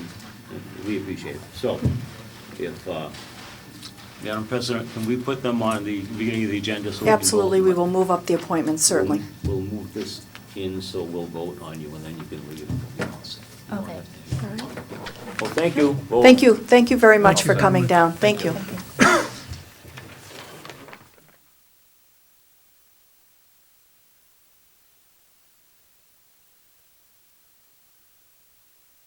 Meeting, and does the Chairman of Records have anything to report? Yes, Madam President, I've reviewed the minutes for October 15th, 2013 City Council meeting and find them to be in order and ask that they be placed on file. Okay, very good, we will do that, thank you very much. Moving on to communications. Oh, no, excuse me, let's move the appointments up, sorry about that. Is there any objection to moving the appointments to emergency management up to the front of the agenda? Okay, seeing none, this is referred to the clerk of Ways and Means. Yes. Thank you, Madam President, for this kindness. I'm sure these folks can think of better places to hang around, especially if they want to go home and watch the Red Sox later. But at this point, ladies and gentlemen, you've all had a chance to interview these people and a chance to ask any questions. I assume, if I may go to the third member, are you all set with the appointment? Yes, I'm all set. Thank you. Okay, with that, it's unanimous recommendation of those of us here to confirm the appointments of Tan Pham and Din Luong. Do you want to include the others as well, Counselor? Yes. Okay. Just let me check one more time. I want to make sure nobody came in. Okay. Is Donna Watkins here? No? John Griffin? No, okay. All right. Well, even though they're not here, who would want to turn down volunteers? That's my feeling. So with that, once again, I'll check with the third member. Are you all set with the other? I'm all set, yes. Thank you. Okay. With that, for the EMS unit, we recommend the confirmation of Donna Watkins. And for the communications unit, John Griffin, Tan Pham, and Din Luong. Okay, you've heard the committee's recommendation to grant the appointments. Is there any discussion? Seeing none, all those in favor, please indicate in the usual manner. Those opposed, by a vote of 8-0, the appointments to the Office of Emergency Management have been approved. Madam President, do you want to Yes. do the other, Sure. the election workers? The election workers, absolutely. Yes, for 2013, 2014, we have election workers Erlene Brown, Sylvia Dubé, Irene C. Greco, and Julio G. Greco. Are you all set with the confirmation with that, John? I am. Okay, thank you. I've had the opportunity to know some of these people in the past and just know that they are good folks, and I'm sure they'll be a benefit to the voting and election process. And I'm sure they must be good if our clerk says so and recommends it. So with that, we would recommend the confirmation of these individuals. Okay, you've heard the committee's recommendation. Is there any further discussion? Seeing none, all those in favor of approving the 2013-2014 election workers, please indicate in the usual manner. Those opposed, by a vote of 8-0, the 2013-2014 election workers have been approved. Thank you, Madam President. All right, so let's go back to communications. Okay. First order of business will be communication C11. C11, relative to the appropriation of $44,500 to the Library Department expense account, same to be transferred from the Library State Aid Revenue Reserved for Appropriations account. Okay, C11 is referred to the Chairman of Finance. Regular course, Madam President. C11 has been given regular course. Moving on to C12. C12, relative to the appropriation of $41,066 to the Gallagher Building Salary and Wages account, same to be transferred from the Gallagher Building Revolving Fund. C12 is referred to the Chairman of Finance. Regular course, Madam President. C12 is given regular course. Moving on to petitions. 2614. 2614, David Ticklow for Camco. Amend the license for storage of inflammable fluids for the property located at 163 Pioneer Drive. 2416 is referred to the Chairman of Legal Affairs. Yes, Madam President, regular course with referrals to the fire department and the building inspector's office.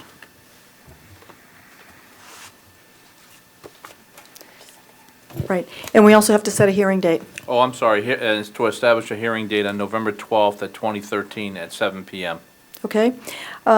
We will vote on the hearing first, which is scheduled for November 12th at 7 o'clock. All those in favor, please indicate in the usual manner. Okay, by a vote of 8-0, the hearing has been set.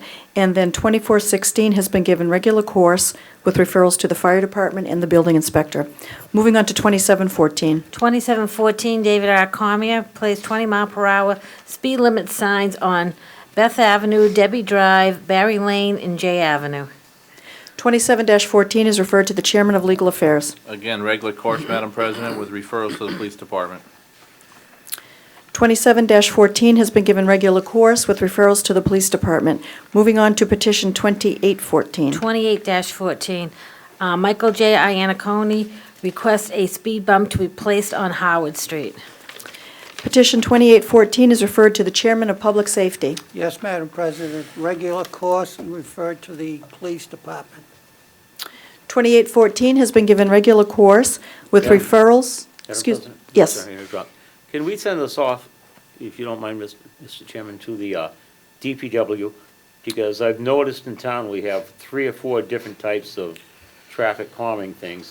Prospect Street's one, the other one is down when I was on Pierce Street yesterday, I had those. And so I'd like to see what kind of device they would recommend as well, too. Counselor Rowlands? Excuse me, I'm sorry. Excuse me. Nope.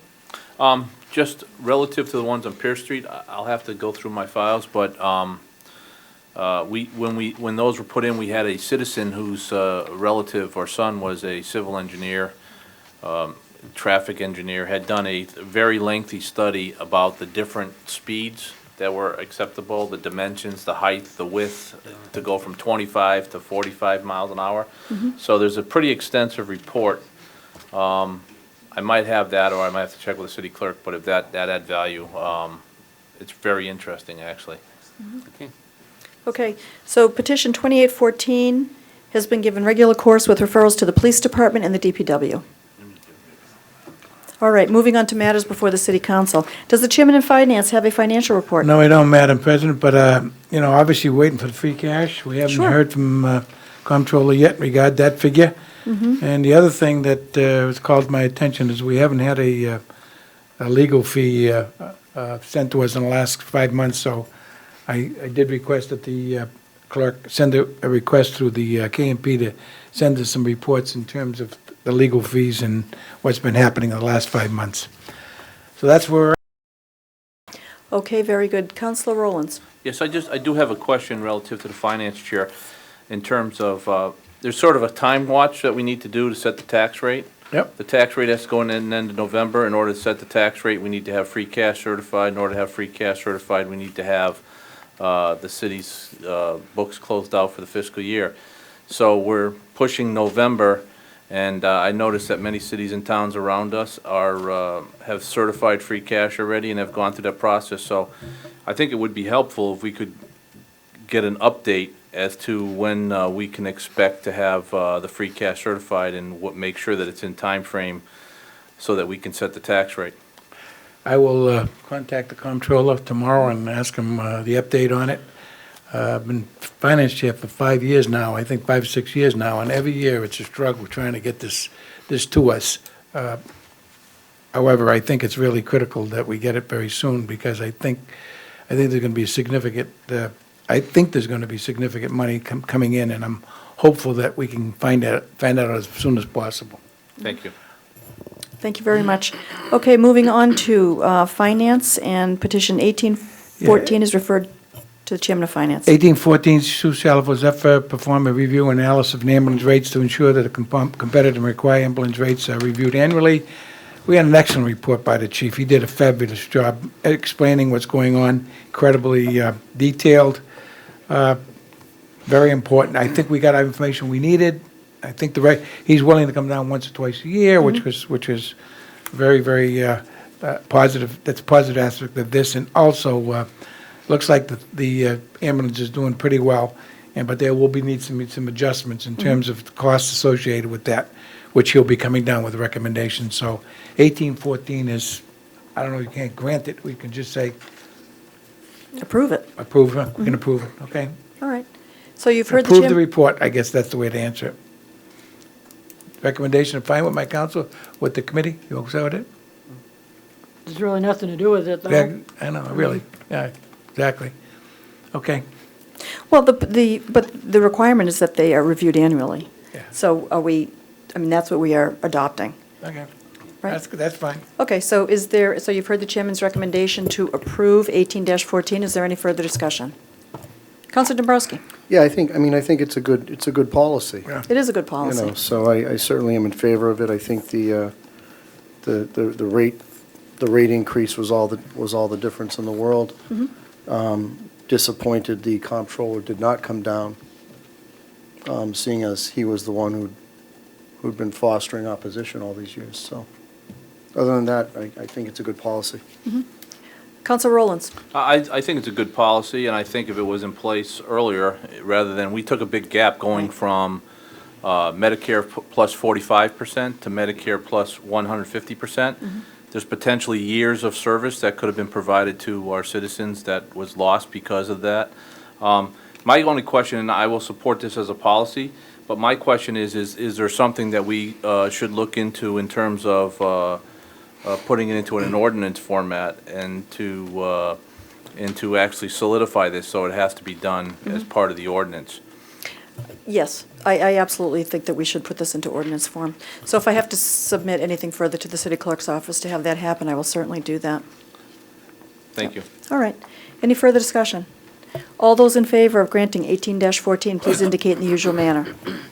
Those opposed? By a vote of 8-0, 18-14 has been approved. Moving on to public service. Public service, Edmund Favreau et al. Support the abandonment and closure of Old Mill Road as a public way. After 67 Old Mill Road to the beginning of the last entrance or exit to Liberty Commons.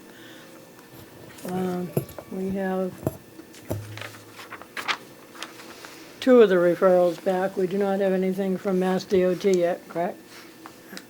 The police referral is, Dear Mrs. Bouchard, with regard to the petition 19-14, this matter has been addressed numerous times by the police department.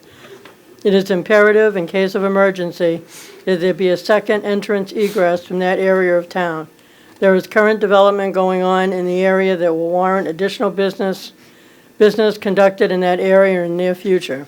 We have questioned intercity departments relative to the use of Old Mill Road, and it is unanimous that it is used in many calls for service.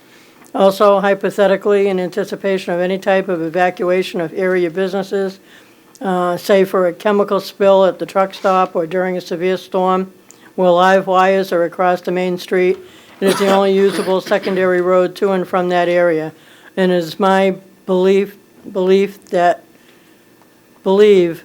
based on current development plans in place, that it will continue to be the only secondary access for years to come. Sincerely, Robert J. Healy.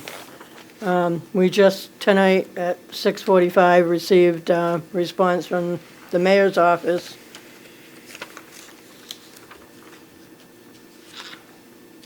regarding 1914 decision and legal opinion on the legality of closing the bridge is necessary.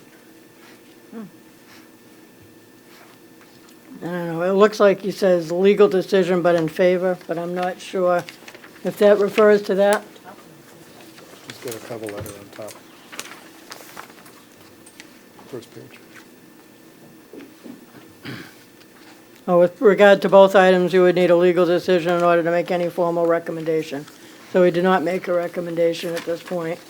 And we don't have anything from Mass DOT, so the recommendation, I'll give it further time because that's what everybody wants to do, but that's the reason I wanted to table it the last time, because I knew we wouldn't get information back. And I also heard from a number of people when we were talking about the abandonment of that road, that begs the question as to where people from Leggett Hill, coming down from Bicentennial, people from Bel Air Heights coming onto that road, will they be able to use it? What's the process going to be? So I think this is a really big decision if this is to be made. So it's not something that can be done in a meeting or two meetings.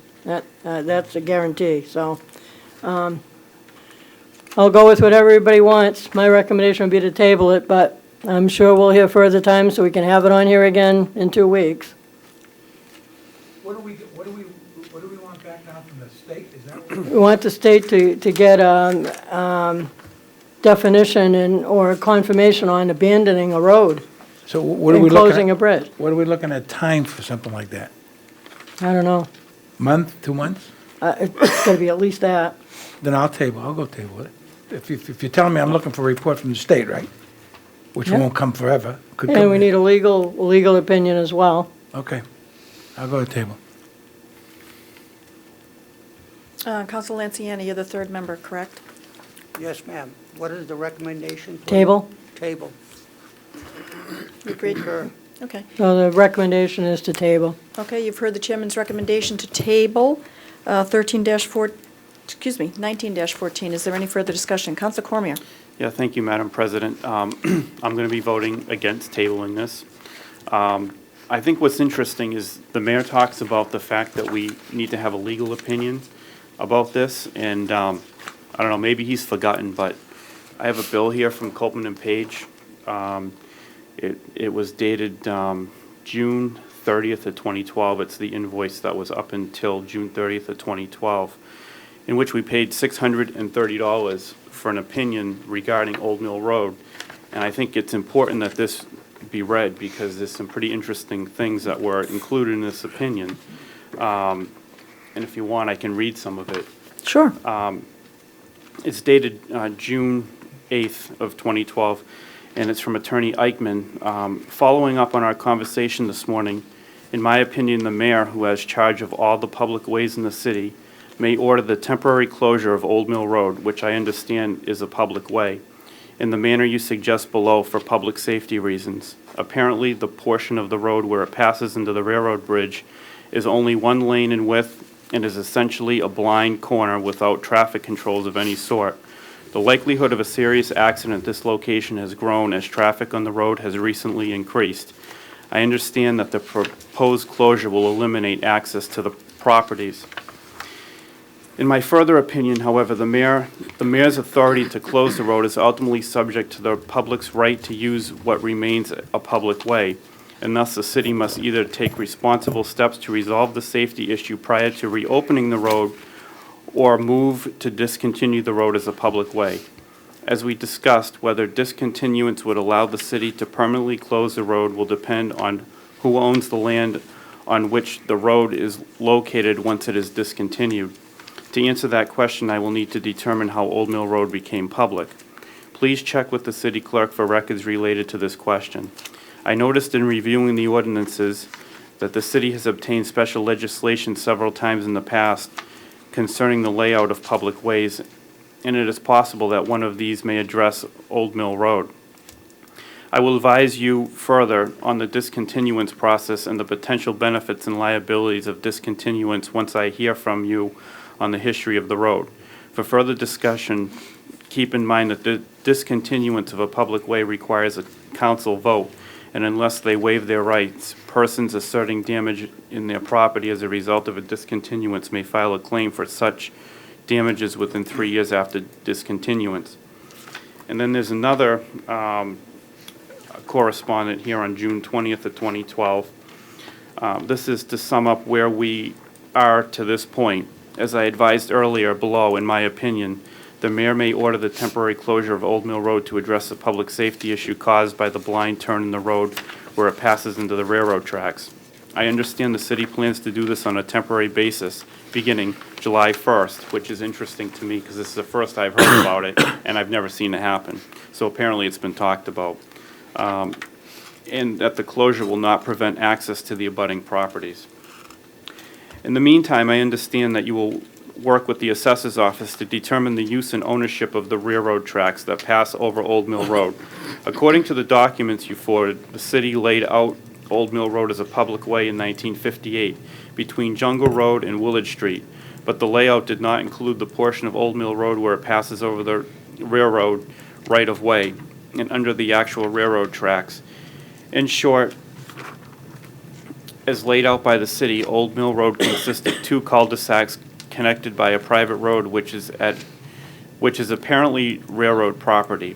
The fact pattern may have implications for both the city's ability to close off access to the railroad property and also for its exposure to damages should it decide to permanently discontinue Old Mill Road with the intent of preventing any public use of that road as a throughway.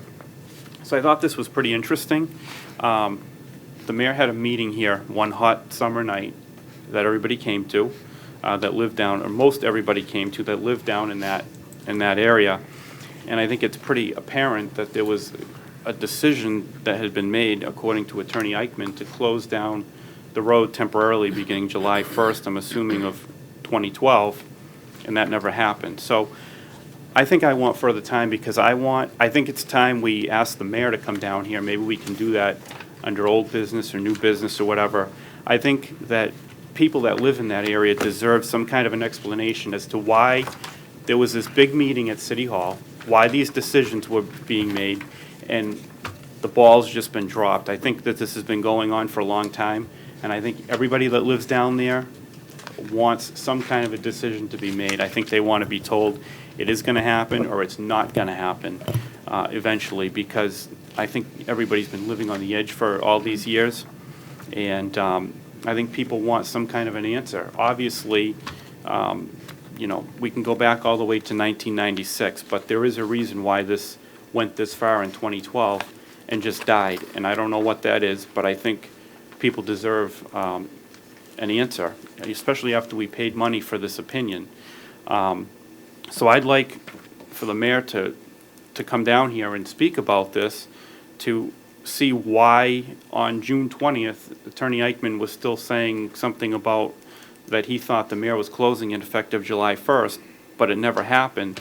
And also, I want to know, I think that the mayor's office was supposed to work with the assessor's office on some property issues there. I want to know where that stands. I think everybody wants to know where that stands. And also, you know, there's, as I said at the last meeting, we have an issue with the condos that made an agreement with the Cordish company. So how does that agreement play into this? And is there validity to that agreement? Can we do, does the city have any rights to do with the road what the agreement with the Cordish company and Liberty Commons says? So I think that this needs to be, I think we still need to keep this on the agenda, and we need to get some questions answered, because I think people deserve answers to these questions. Councilor Frida.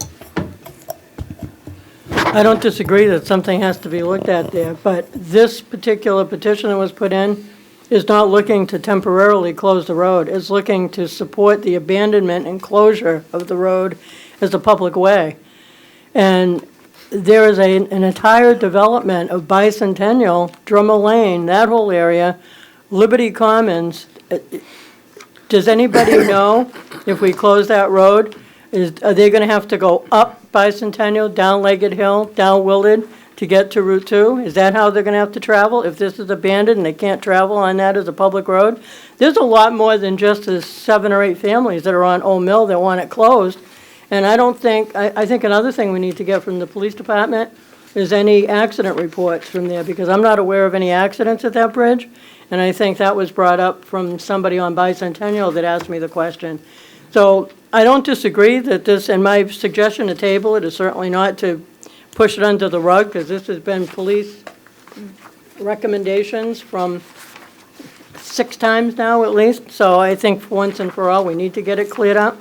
But I think that we can't disregard the people that have a right to use that road, to come down that road from the developments. And the condo people, the Cordish company, and there's not even a casino approved yet. So I don't even think we can look at that. So you need to look at the condo development as being blocked off. So out of 7 or 8 things that the counselor from Ward 3 just brought up, you couldn't get all those answers in 1 week. My suggestion would be to table it, get some report from the police department on accident reports, any type of speeding that is violations that have been done there. Get the answers, send that letter back to the mayor, get the answers from the mayor, request that he come down and have meetings with some of these people, because I'll never support anything that doesn't talk to the other people in the area that aren't going to be allowed to use that road anymore. You can't just close a public road and not allow access to it. And that's what this petition is asking for. That's why I think it's a lot different than before. So my recommendation still stands that we table it. Okay, you've heard the chairman's recommendation to table it, to table petition 19-14. Is there any further discussion? Councilor Savatelli. Those issues, to me, that's, it looks like a tailor-made petition to get everybody together, to have a meeting with the mayor again. I started looking at this material. This is, I go back to 1996. I've got a term paper here to study. You know, this is huge, and obviously you had some terrific points, and obviously there's some issues here, but it's going to require a huge meeting between the residents are there, the Old Mill people, the mayor, the chief of police should be there, the DPW should be there. This is huge right now. I agree with Councilor Fried. I think you're looking at a considerable amount of work, you know, to get done in 2 weeks. I don't think it's going to happen. But I support, getting together and just iron this thing out, find out what the mayor's thinking, if he was gonna, why did he stop that action? That's what I want to You know know, through the chair. why did it That's stop? what I want to know. Was it legal issues? We Was can it- find that out. I Yeah, mean, was it I- legal we can- issues? Was it neighbors? It's a very difficult thing to work at. I'm perplexed and confused as to what action we can take. That's why I need more time with it myself. I gotta get up there, I'd like to get up there myself and talk to, I know the people, the 7 houses there, I know a couple of the people there who own them, and they're very vocal, and I understand what they're going through, but the other side is the condo area, right? We got the condo area there. They're negotiating with Cornish, which we don't know about what they're trying to do there. I need a lot more time. It's just simply that. Counselor Dombrowski. My mom used to table things, Could I have a new bike? Well, she wouldn't use the term table. She'd say, we'll see. Ask your father. I agree, there's going to be a point in time where you're going to need to table this to deal with a lot of the overall questions. But I get I think the point the Ward 3 counselor is making is that it's already been tabled, and it kind of just went out in limbo. And I do think that some of his questions need to be answered sooner rather than later. And I think the only way that's going to happen is if it stays in our attention. So I would go along with further time. Counselor Rowlands. What I think, my view is that we need to gather, all the information needs to be gathered. And one thing that I think is important for leaving it on the agenda during the information gathering phase is so that the public can have a right to speak. We heard 8 or 10 people come down last week and spoke, and I thought that was valuable input into the discussion.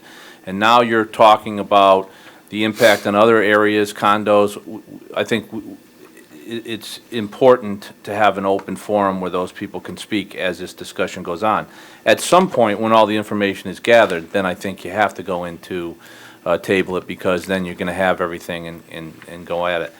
I would just simply ask that this be put in subcommittee, that you leave it on the agenda, put it in subcommittee, gather the information, and really push for that input from the public, and then if we're waiting for a DOT report or something like that, then we can talk about tabling it. But I think it's best to keep it on the agenda to gather the information.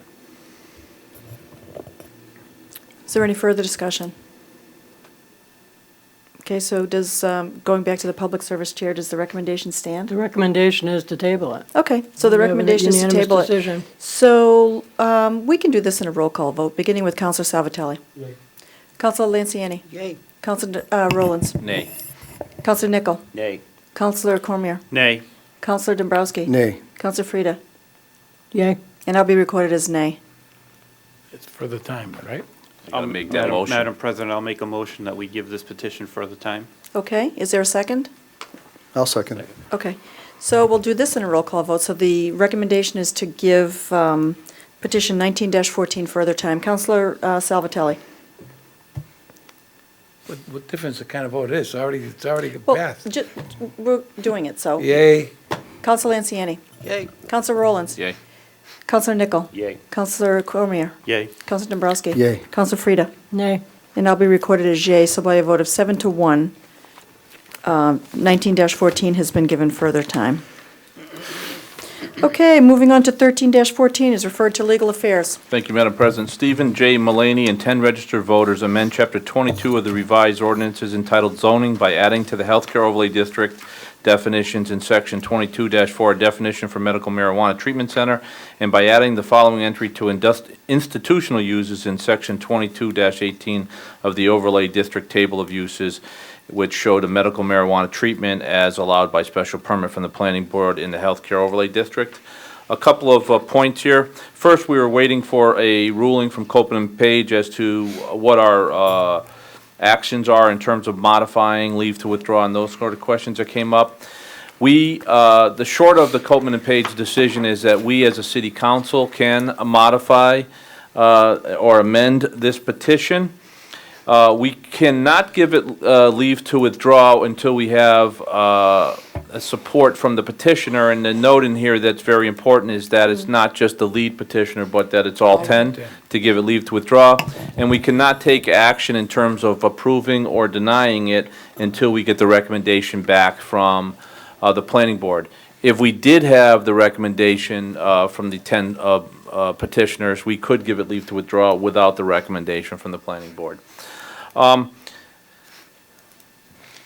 would like to, first of all, one of the members from Legal Affairs who was very passionate about this, it wasn't his ward originally in the Healthcare Overlay District, is not here tonight.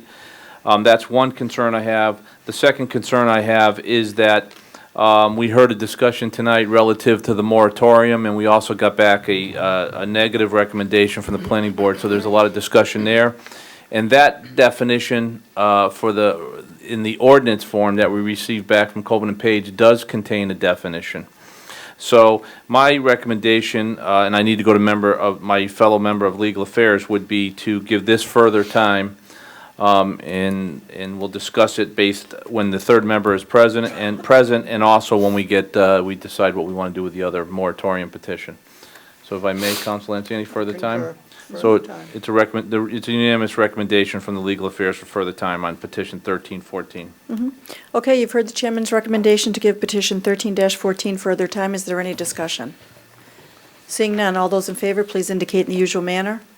Those opposed, by a vote of 8-0, 13-14 has been given further time. Moving on to 14-14. 14-14, Joel H. Baker, trustee E.K. and J. H. Baker, nominee trust, to modify the width of an existing City of Leominster utility easement at 495 Main Street as shown on plan prepared by Hannigan Engineering, entitled Easement Modification Plan in Leominster, dated May 28, 2013. We did have a representative come down and explain what exactly was going on at Baker Automobile Dealership there. And we had to go through the legal affairs, the legal office to get some opinions regarding this. And a couple things came out of it from Copman and Page. They did make modifications to the drafting of the easement, and they have presented that to us. We also have to put forth a resolution, which is under new business. The rules of the council that we've adopted now, though, is that we cannot pass a resolution the first time on the agenda, so that would have to be, come back and require a vote at the next meeting. We can, however, pass this petition. One of the questions in terms of the easement was, it was of dollar value. If it was over $25,000, then there was a process that needed to be followed, and we got confirmation back from the assessors that it's between $5,000 and $10,000. So it did not hit the $25,000 trigger. So again, I'll check with my colleague in Legal Affairs, but my recommendation would be to pass 14-14, and we will obviously have to do further time on the resolution, but we will address that under new business. Concur.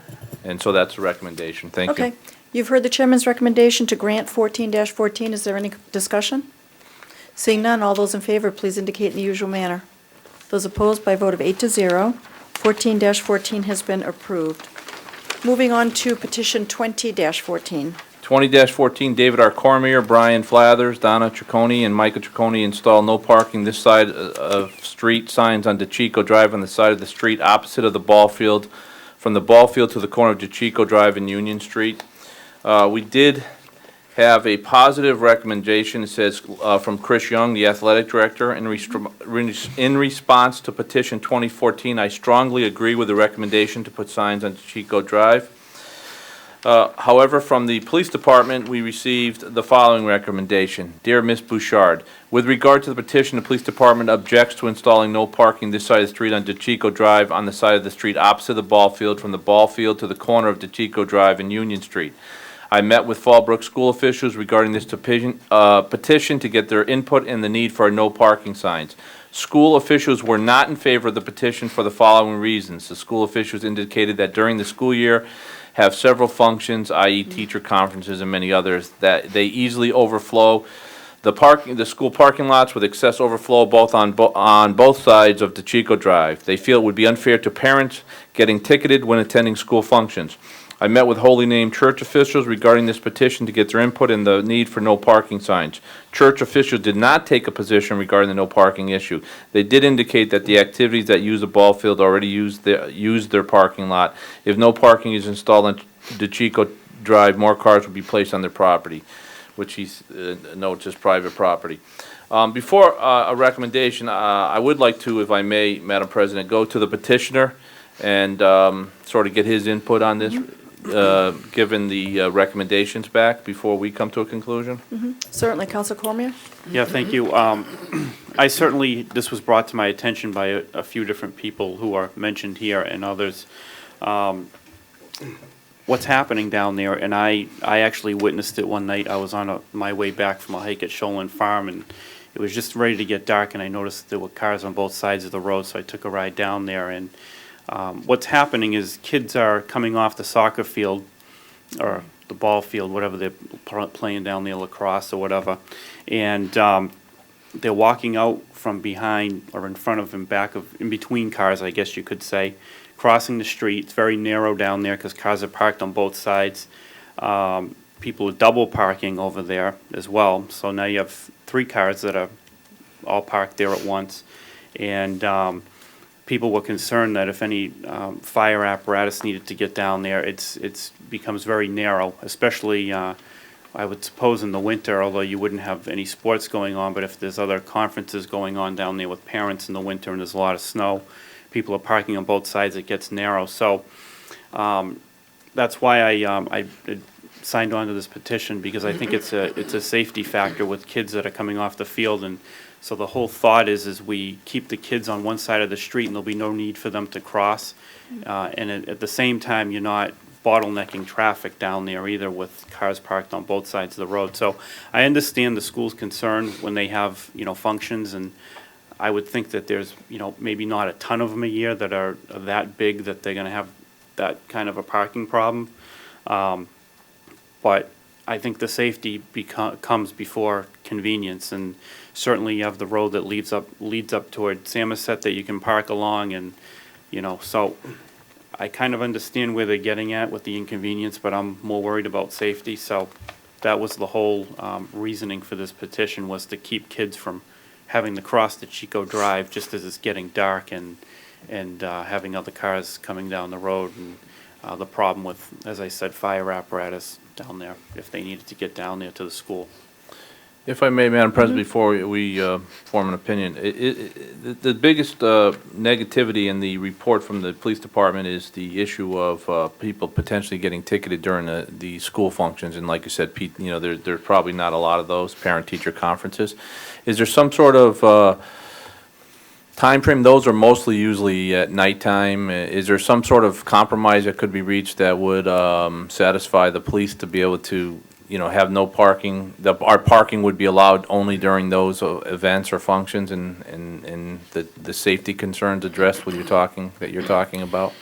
I was, through the chair, I was thinking the same thing. But I guess it's kind of hard to, I guess these events happen at different days of the week. I don't know what goes on the weekends. I don't know what times. I would think, this time of year, they're not going as late as other times of the year because the sun sets earlier than it does in September. I don't know how you could time limit, when it's in effect and when it isn't. The only other thing I can think of is, that I found an ordinance here. It's section 13-14, which is the temporary prohibition of parking. So it talks about how the police chief can temporarily prohibit parking. I'm thinking that if there's really a serious problem down there, when there's going to be a big function, the school can notify the police chief, and we can have an ordinance that will do the opposite and have a prohibition on the no parking. Like, for example, if tonight there was, parent-teacher conferences and they're expecting hundreds and hundreds of parents, but there's no activity on the ball field, well, then you don't need, the no parking. So I don't know if that's a possibility. But all I know is that people came to me as a safety issue, and I'm trying to address it.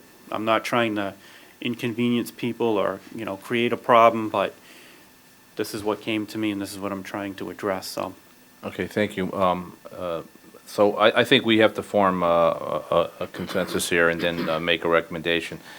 My personal recommendation would be to give the ward counselor an opportunity to try this out. I mean, if it doesn't work, we can always reverse it. So I will support the position of the counselor, which is to support this petition. That's my personal preference. And ask simply that it be monitored, and if it has to be undone, then it be undone. But at this point, I'm supportive of the safety concerns. Yes, Counsel Lanciani. Thank you. I have problems with that in the respect that here we are asking the police department, who does go out and do the enforcement and taking care of the protection of anybody and everybody that's out there. I would, as the counselor has read from a petition that prohibition at different times, I would rather, if it could, give this further time and have one attempt with Officer Kennedy to see what his thoughts would be on utilizing the prohibiting of parking at sporting events or Little League games. If they've done it in the past, then there's no question that they could do it again. I just don't want to do this and then end up with a problem there in the future. Okay, for the sake of shortening of time here, I will agree, since we only have 2 members and we can't reach a majority, I will agree with my colleague and ask for further time, and maybe a compromise or a discussion with Mr. Kennedy can come up with a different solution. So the recommendation from the Legal Affairs Committee will be for further time. Okay. You've heard the chairman's recommendation for further time. Is there any discussion? Counselor Nichol. It seems to me, and I didn't read preparatory to this particular petition, but it seems to me the police department, if I remember correctly, has the right to essentially do a temporary shutdown as far as establishing no parking. They have the right to be able to do it for X number of days, which would essentially be a great trial period, and then after they've done it, as a trial basis, then we can see how it worked and whether it did or not. Unfortunately, I can't remember exactly the ordinance, but it seems to me I've known about it in the past, and if I'd been a little more, I guess, attentive to this particular communication, I would have a petition. I would have done what I could to help out. But I will go along with further time. But I think we might well check with the police department to see if indeed they could do that temporary on a trial basis and take it from there. So I'll go along with further time tonight, but it's yet another facet we might want to consider. Thank you. Counsel Frida. I think I did request when this first came up that we get a recommendation from the school principal, because I've had this discussion earlier years with prior administration and police that wanted to close put no parking on those streets. And it was never a possibility because the administration never wanted to do it. I guess I'm surprised that we're looking at police, why do we send referrals to the police department when we argue them every time they come back to us that we disagree with what they're telling us to do? And this is the school principal who's saying she doesn't want, school principals, if we said, Johnny Appleseed years ago, we don't think should be parking there because some parents don't want it to be there, then I think that we haven't gotten the response back from the principal. It was referred to the Fallbrook principal. The police, she just read that the principal said no. The principal did not want no parking. Yes, the police officer met with the school officials and said he didn't want it. We do not have the official response from the school. Okay. Not from the school, but we have it from the principal, which I think would be more important. I just go back to earlier years when there were recommendations not to do anything with those roads.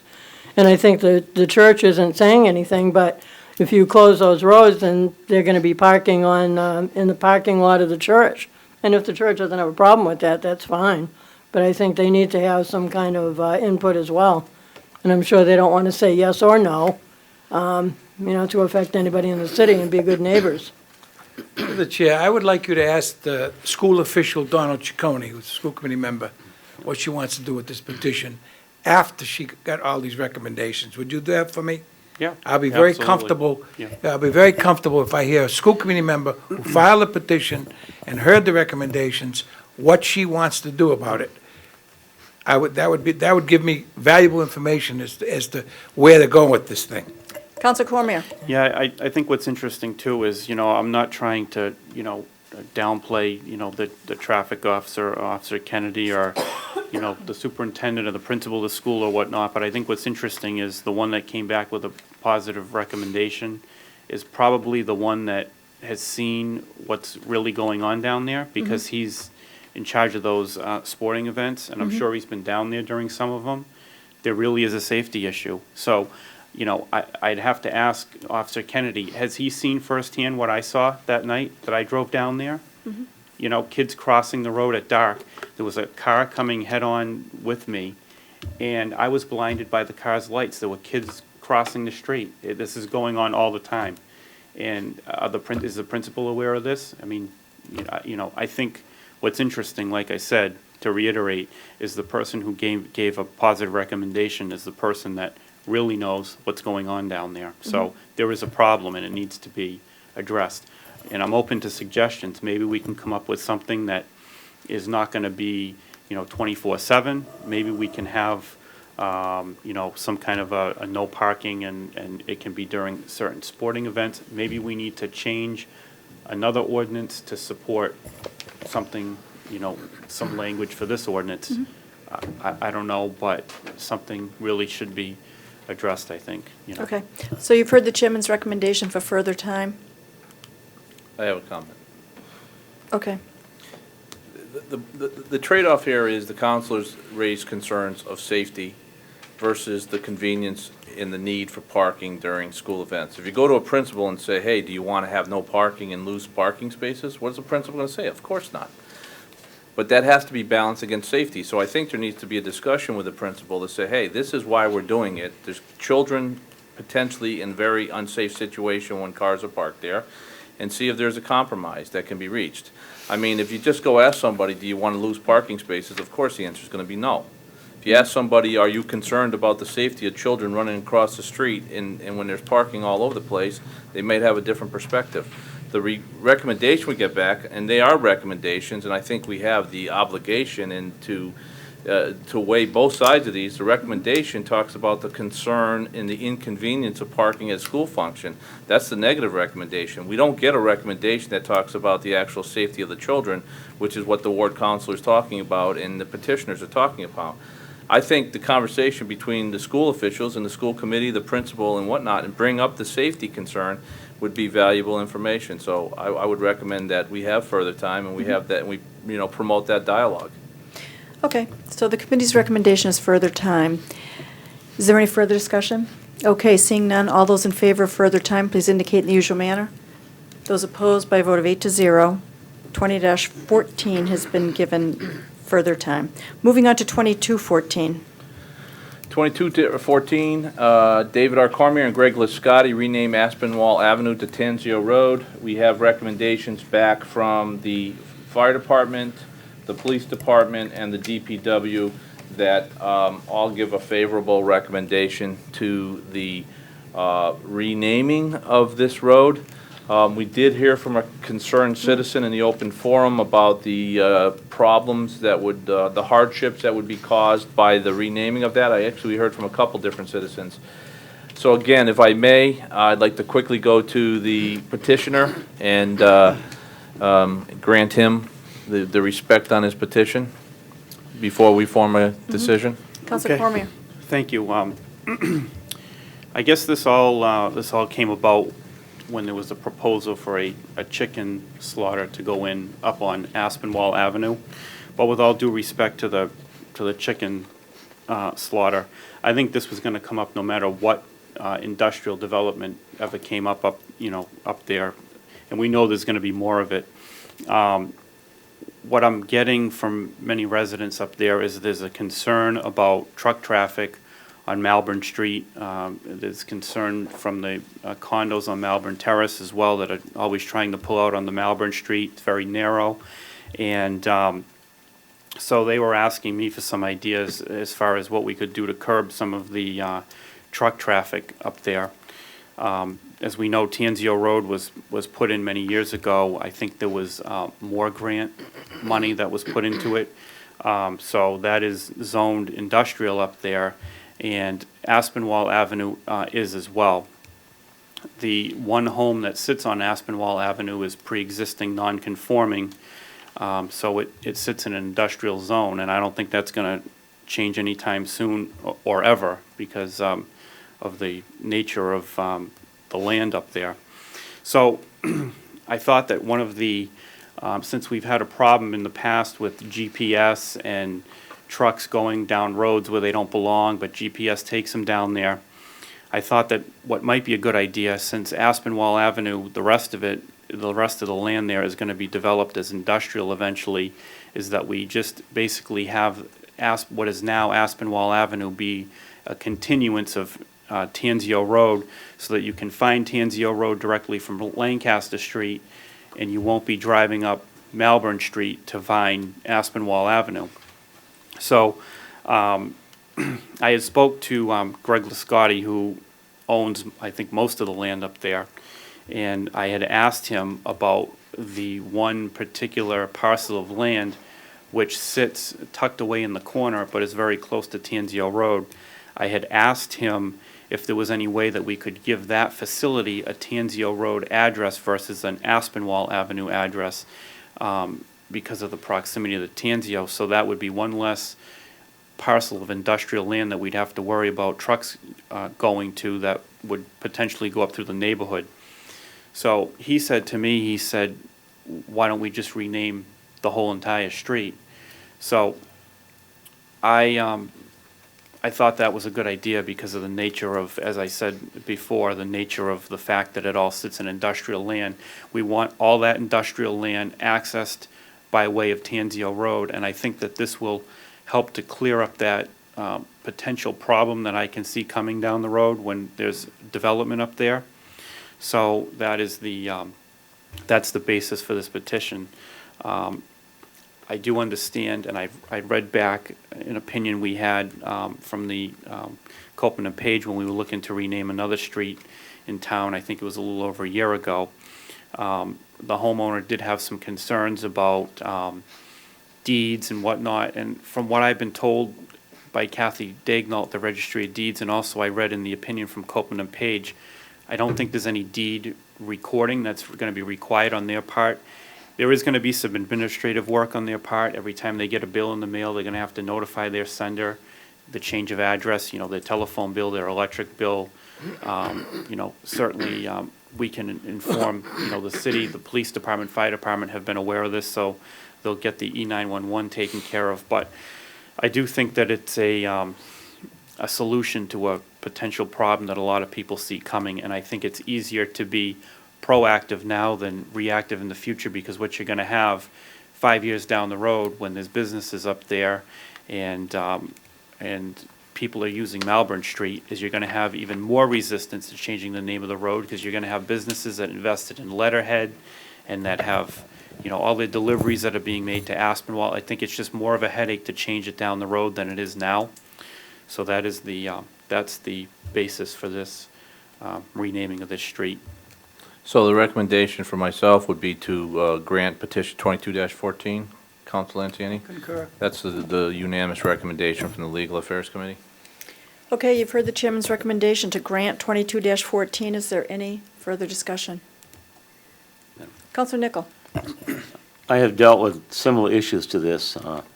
We had common driveways off of Johnny Appleseed Lane, and they all ended up with, essentially, for a matter of safety's sake, they were given individual names, and the folks that we met with had concerns about, what's gonna happen with my, my subscriptions to certain magazines and stuff. But it's not an uncommon event in the realm of things that happen, and my experience has been, once the change was made, it did not have as big a negative effect to those on those streets. Yes, they went down to they eventually have to change their name on their license. The post office at the time was of invaluable help in dealing with this, and I can honestly say that when I think of the number of streets that we changed that were just in Ward 2, I think at Dudley Street we had something, 3 streets off of Johnny Appleseed Lane, and there was yet another street, I think we ended up calling it Yankee Way. That was the single homeowner's request, so we went along with it. But I don't think it's going to be as negative an event as people are concerned. So I'm more than willing to go along with this, just based on what happened to constituents in the ward that I represent. Okay, is there any further discussion? Yes, I'd like to. Councilor Salvatelli? I gotta get this clear in my mind. We had a battle and a half with Tangier Road. Battle and a half. Between the two owners down there, right? And the issue was, going into Tangier Road, there was some conflict between the two owners, and how do you get in there, and how do you fix that road? Apparently, there was environmental issues there that we had to deal with, right? And I get they got all resolved. Well, Are they all resolved? through the chair, I think a lot of that went on maybe back, I think this road was put in 2009 with, I think it was a Moore grant. Right. And so that was before my time here, but I don't know if those issues have been resolved. Greg Lascotti has never mentioned anything to me, but whatever the issue is, it's a publicly accepted road, so nobody has any say over who uses it and who doesn't. It's a publicly accepted road. We can go up and down it all we want. Let me continue with what happened in my mind, because it was a very difficult issue, as we all know. This was terrible issue. These were two parties where most of us knew personally, and it was choosing up sides, and it was difficult. So what we're saying is that we're going to enter into Tangier Road. All traffic would go into Tangier Road, right? Right. It would go all the way up and come around, and the Aspinwall would become Tangier Road, right? Right. So Tanzio Road will now intersect with Melbourne. Melbourne Street. Melbourne. So at the corner of Melbourne and, which is one house, right? Yes. These individuals have been there forever, right? Through the chair, I think I looked at their property recordings. I think they've been there since 2007. So they haven't been there a very long time. But I can tell you this, that I checked with the city clerk. The road, Aspinwall Avenue was accepted as a public way in November of 1966. It's a very old street. But the house, I didn't look to see when the house was built, but I would say probably about that time frame. Okay, so what are we gaining out of this thing? What are we gaining? Through the chair? Through the chair- What through the what are chair, we gaining? What I think we're gaining is it's going to be very clear that what is now Aspinwall Avenue is Tanzio Road. So when you're trying to find any parcel of land on what is now Aspinwall Avenue, it's going to be Tanzio Road, so you will clearly see Tanzio Road from Lancaster Street, and I believe GPS will take you directly up Tanzio Road, because right now, to get to Aspinwall Avenue, GPS takes you up Melbourne Street. So if that is no longer Aspinwall Avenue, you will go up Tanzio Road, and that's how GPS will take you up there, because it runs from Route 117. With due respect, are we running this country for a GPS? Well, through the chair. Is that what we're doing? We're at a point now where we're GPS. I can tell you GPS is taking me down one way street, I'm gonna get killed What are you gonna do, stop that street? Through the chair, I understand that we can't rename every street in the city because of this situation. However, this is kind of an exception. It has one house on it, and it sits in industrial land. If And I you're can, gonna- if I could, here's the issue. I don't even know these people, so please, I don't know who they are, I don't, so it's not a personal issue to me. I'm just trying to be sensible with this thing, okay? So what we're saying is, I'm from Lancaster Street my whole life, okay? Going down Lancaster Street, you don't want anybody to take a right up there at all, any trucks at all, right? We don't want any trucks going up there. Malvern Street? Right. No, they shouldn't There'll be no entrance there'll be no entrance to Tangier Road that way. Am I correct? Well, physically, you can do it. Yeah, We you can don't do it, want but people you're trying to do it. avoid that, aren't you? Exactly. You're trying to avoid them taking their right or left to get up that street and use that road to get into Tangier Road, right? Right. Okay. So what this does is stop that? Is that what we're saying? I have no guarantee that it stops it, but I think that it certainly helps to alleviate the confusion and the problem with going up through the neighborhood versus the road that was put in for industrial purposes, to access the industrial land. I'm not saying there's no problem, because I can, to the chair again, I'm sorry. The other discussion as we had about this property was, when there were problems there, one of the owners said, well, then I'll use Aspinwall to get in there, if you remember correctly. Anybody remember correctly here? Thank you, counsel, I appreciate that. Not because I did, because I'm not losing my mind. I think I got a pretty good idea what went on. So, basically, during this whole discussion, now what we're saying is, we're gonna rename the road, get people up, so we can avoid that problem of a truck going up there, right? Which they don't belong, by the way. Right. Under Well, any They circumstances. shouldn't be up there anyway. Anyway, and that's why- any And circumstance. that's why we have the next petition on here. Okay. But which looks like it's gonna go nowhere because there isn't enough truck traffic which we'll talk about in a minute. So, So the second petition won't work anyway, right? I, So the only way to stop that would be do what you're saying. for now, Okay. I got it. Okay. and, through the chair, as far as whatever battles went on, I have no idea. It was long before my time here, but they are both public ways, Yeah. so people can use them at their own freedom. If people up there want to fight about how they're getting in, I don't really care. They're public streets. Anybody can use them. So I don't know what the battle was going on, but it isn't my problem because I drive up and down there 100 times a day. It's a public road, so. Well, I only want to do what's best, for those residents up there, But I feel very badly that one resident, I don't think it's Who going to was be as opposed? easy. I don't think it's going to be as easy as everybody says. Change your insurances. Right. Change your life insurance policies, change your real estate license, change your deed name. You got to go deed, don't you? Do you have to go deed? Do you have to change your deed? Add Huh? something to it, you don't have to change it. but- Or you could just add it to it? Can we move the question? Move the crowd, fine. Move the question, thanks. I know Red Sox are playing tonight. Before I Counselor. shoot Thank you. myself. Thank you. Thank you. All right, I had enough, thank you. I got it. I'd like to make a recommendation before we move the question. Sure. 2314, if we could get that approved, would take care of the problem without impacting that one residence on Aspinwall. We had 15 people down here when we were trying to rename Hill Street. Remember that? And decided to not rename Hill Street because all of those people expressed quite eloquently the problems that they foresaw.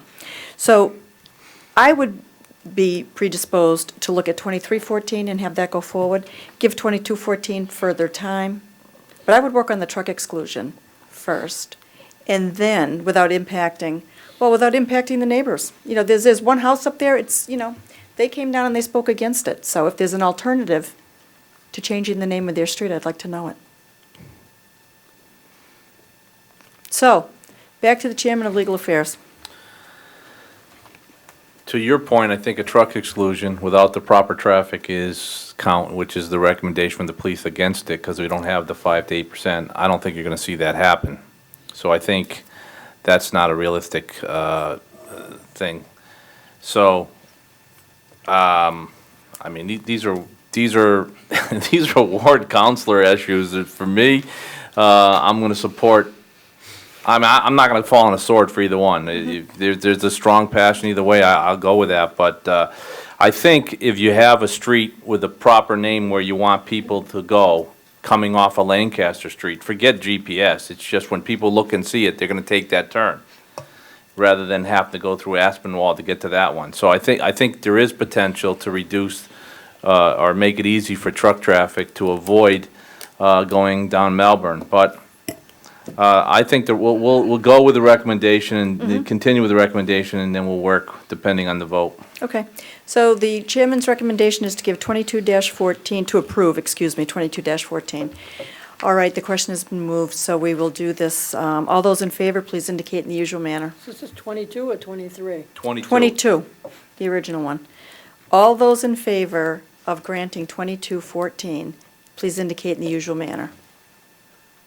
Those opposed? By a vote of 5 to 3, 22-14 has been approved.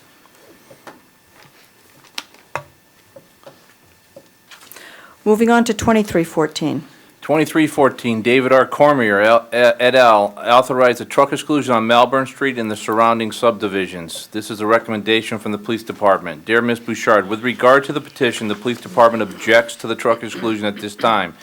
The requirement set forth by Mass Highway regarding the 5 to 8% of truck traffic doesn't presently exist, since there are no factories operating at this time in that area. The Police Department understands a future development in that area is possible. We would look into a future petition for truck exclusion when possible evidence exists to justify a need. Be my recommendation to deny 2314 at this point. Or actually, I'm going to change it. My recommendation to give it leave to withdraw without prejudice. And I need to go to the member of Legal Affairs, fellow member. I concur. Okay. So the chairman's recommendation is to give 23-14 leave to withdraw. All those in favor, please indicate in the usual Do we have manner. discussion? Oh, I'm sorry. Absolutely. Is there any further discussion? Counsel Cormier. Thank you, Madam President. You know, it's a tough one. You know, there's a part of me that wants to give it leave to withdraw because I know where it's going. It's going absolutely nowhere. There is currently trucks on this street now that are accessing, I don't know if they're taking fill out from up in the industrial land. I don't know what they're doing up there, but people have told me there are dump trucks and the like that are going up and down there now. But I do realize that since there is no industry up there, you know, that you're in kind of a, you know, the middle of a black hole, I guess, if you will. We know that eventually there's going to be industry up there, but we don't have the traffic count now to deal, you know, with a truck exclusion. So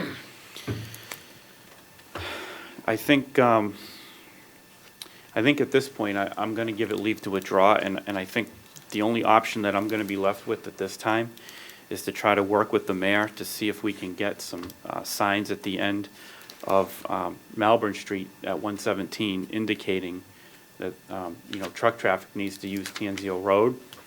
And also at the end of what will, I guess, soon be Tanzio Road where it abuts Melbourne Street, that we get signs there that tell trucks not to enter, that they need to go out the other way. So I think at this time I'll go along with giving this leave to withdraw and see if I can work with the mayor to get those signs put up.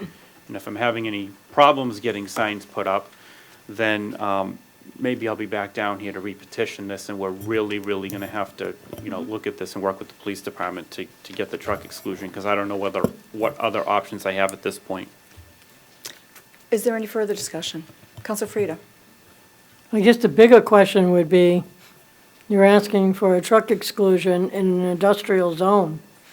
I don't know how, at some point, if it's developed, how you would keep trucks from an industrial area. I think that the problem is those homes are all built on industrial land. That's the bigger part of the problem. Through the chair, that section of Melbourne Street was rezoned during our zoning. I believe that is residents A now? All the residential property down there, I think, is residence, is it A? I don't know. I know it was It's- rezoned, if I may. It's definitely residence. I don't know if it's A or B, but Okay. that portion, Malvern Street, Malvern Terrace has been rezoned. So it is residential property that you're driving through to get to the industrial zone. Okay. So 2314 has been, the recommendation is to give it leave to withdraw. Is there any further discussion? All right, seeing none, all those in favor of giving it leave to withdraw, please indicate in the usual manner. Those opposed, by a vote of 8-0, 2314 has been given leave to withdraw. Moving on to 2414.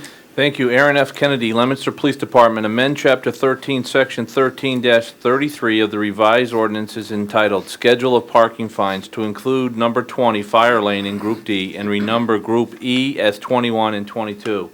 Mr. Kennedy writes, with regard to the petition, the Police Department has no objection to amending Chapter 13, Section 13-33 of the revised ordinances.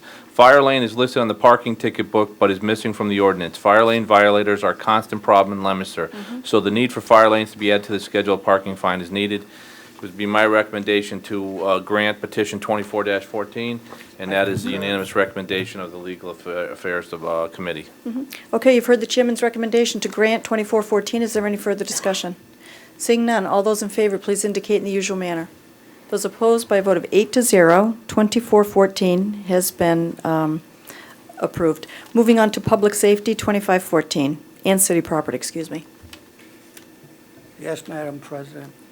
Richard Marchant, festive facilitator for the Johnny Appleseed Festival, close off West Street from the intersection of Cotton Street to Main Street, Park Street at the intersection of Main Street, Church Street, but maintain public safety access and allow the use of the John Tater Auditorium in the City Hall, the parking lot between the First Church Unitarian and the First Baptist Church to host the 21st Annual Johnny Appleseed Arts and Cultural Festival from 5 a.m. to 6:30 p.m. on Saturday, September 27, 2014, with the rain date of Saturday, October 4th, 2014. Recommendation of public safety would be to grant. Thank you very much, and then moving on to city property. Do you have a recommendation? Yep, my recommendation would be to grant as well. Okay, so you've heard the two chairmen's recommendation to grant 2514. Is there any further discussion? Seeing none, all those in favor, please indicate in the usual manner. By a vote of 8-0, 2514 has been approved. Moving on to C10, and we will go to the Clerk of Ways and Means. Yes, C10, DJ Mazzarella, may I request that Gregory Chapdelaine be exempt from the provisions of Mass General Law, Chapter 268 and 20B, Conflict of Interest, as he is currently employed by the City of Leominster's Purchasing Department and may be taking a position setting up polling places for the city clerk elections and registration office. I'm going to go to the third member and see if I'm ready to recommend a positive. I'm in favor. Okay, so it's a unanimous decision of those of us here to recommend the communication be adopted, Okay. granted, I should say. You've heard the chairman's recommendation to grant C10. Is there any further discussion? Seeing none, all those in favor, please indicate in the usual manner. Those opposed, by a vote of 8-0, C10 has been approved. Okay. All right, moving on to old business. Counselor Frida, did you put this on the agenda?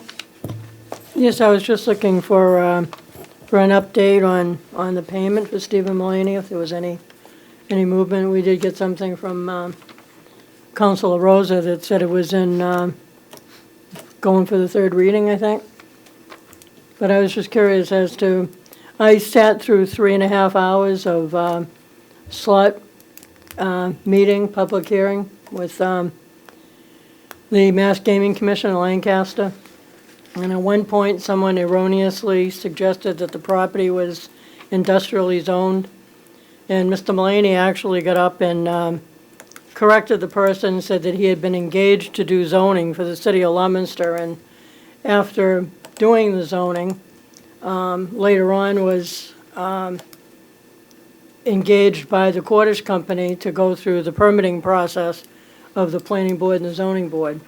So to me, sitting there and hearing that, sounded like we hired him to do the zoning, and then it allowed for a casino to be built. So I just wanted some clarification as to, because if I recall, in the beginning, it was just to be clerical, and it was to be no redundancy, and just to overlook it, not to do any zoning changes. And I thought that's what we had suggested, and that's what we approved. So I was just looking to see if there was any type of, Yeah. I'm not sure what the point is. I mean, in terms of getting Mr. Mulaney paid, this has been going on for months and months. I mean, the Right, original yep, thing that that's we all exactly voted why. on. I Right, wanted to so see I'm where we not were. sure what the point is. Right now, it's with, it's at the House and the committee on Okay. third I reading. didn't know if it was still in the House or if it went It is, into the no. Senate. No, So it still is in the obviously House, and that's what Representative Rose's Yep. assistant said today. So I think that's good. We'll watch it, and hopefully, one of these days, Mr. Mulaney will get paid for all the good work that he did. All right, so moving on to second reading of an ordinance. Oh, I'm sorry, excuse me, before we do that, I just wanted to recognize Council Lanciani. Thank you. In regards to Mr. Mulaney, I want to state unequivocally, here and now, that Mr. Mulaney worked for the Legal Affairs Committee relative to the zoning and worked for the city of Leominster through the mayor's office, working for the zoning for the city of Leominster, and how, I just can't fathom the fact that this has been ongoing for a number of months, close to a year. The gentleman has not been paid. Bills have been sent to the mayor's office, and now it had to go to a referendum. But I just want to state that as far as I am concerned and sitting on the Legal Affairs Committee, Mr. Mulaney, when he was doing work here for the city, it was for the city of Leominster. Thank you very much. Okay, so moving on to the second reading of an ordinance. Second reading ordinance, amend Chapter 22 of the revised ordinances entitled General Use Regulations by inserting the subsection 1612 entitled Temporary Moratorium on the Medical Marijuana Treatment Center, formerly Legal Affairs Petition 714. We did have a hearing. The hearing was closed. We did get a recommendation back from the Planning Board for denial of this moratorium, and given that, I would like to first, before we make a recommendation from the Legal Affairs Committee, go again to the petitioner to offer respect to the petitioner, given the recommendation from the Planning Board, if I may, through the President. Yep, certainly. Council Frida. I still feel strongly that we ought to have a moratorium in place. I don't disagree that these gentlemen sound like they have a good plan. And if that were to go through, I don't know how far. This is the first I hear of it tonight, that they actually had a place. But I think, I don't know, I'm wondering if we have the place because we're the only one that's available with moratoriums all around us, if that's why they were looking in Leominster. I don't know what the thought process, I did talk to the chair shortly after the meeting.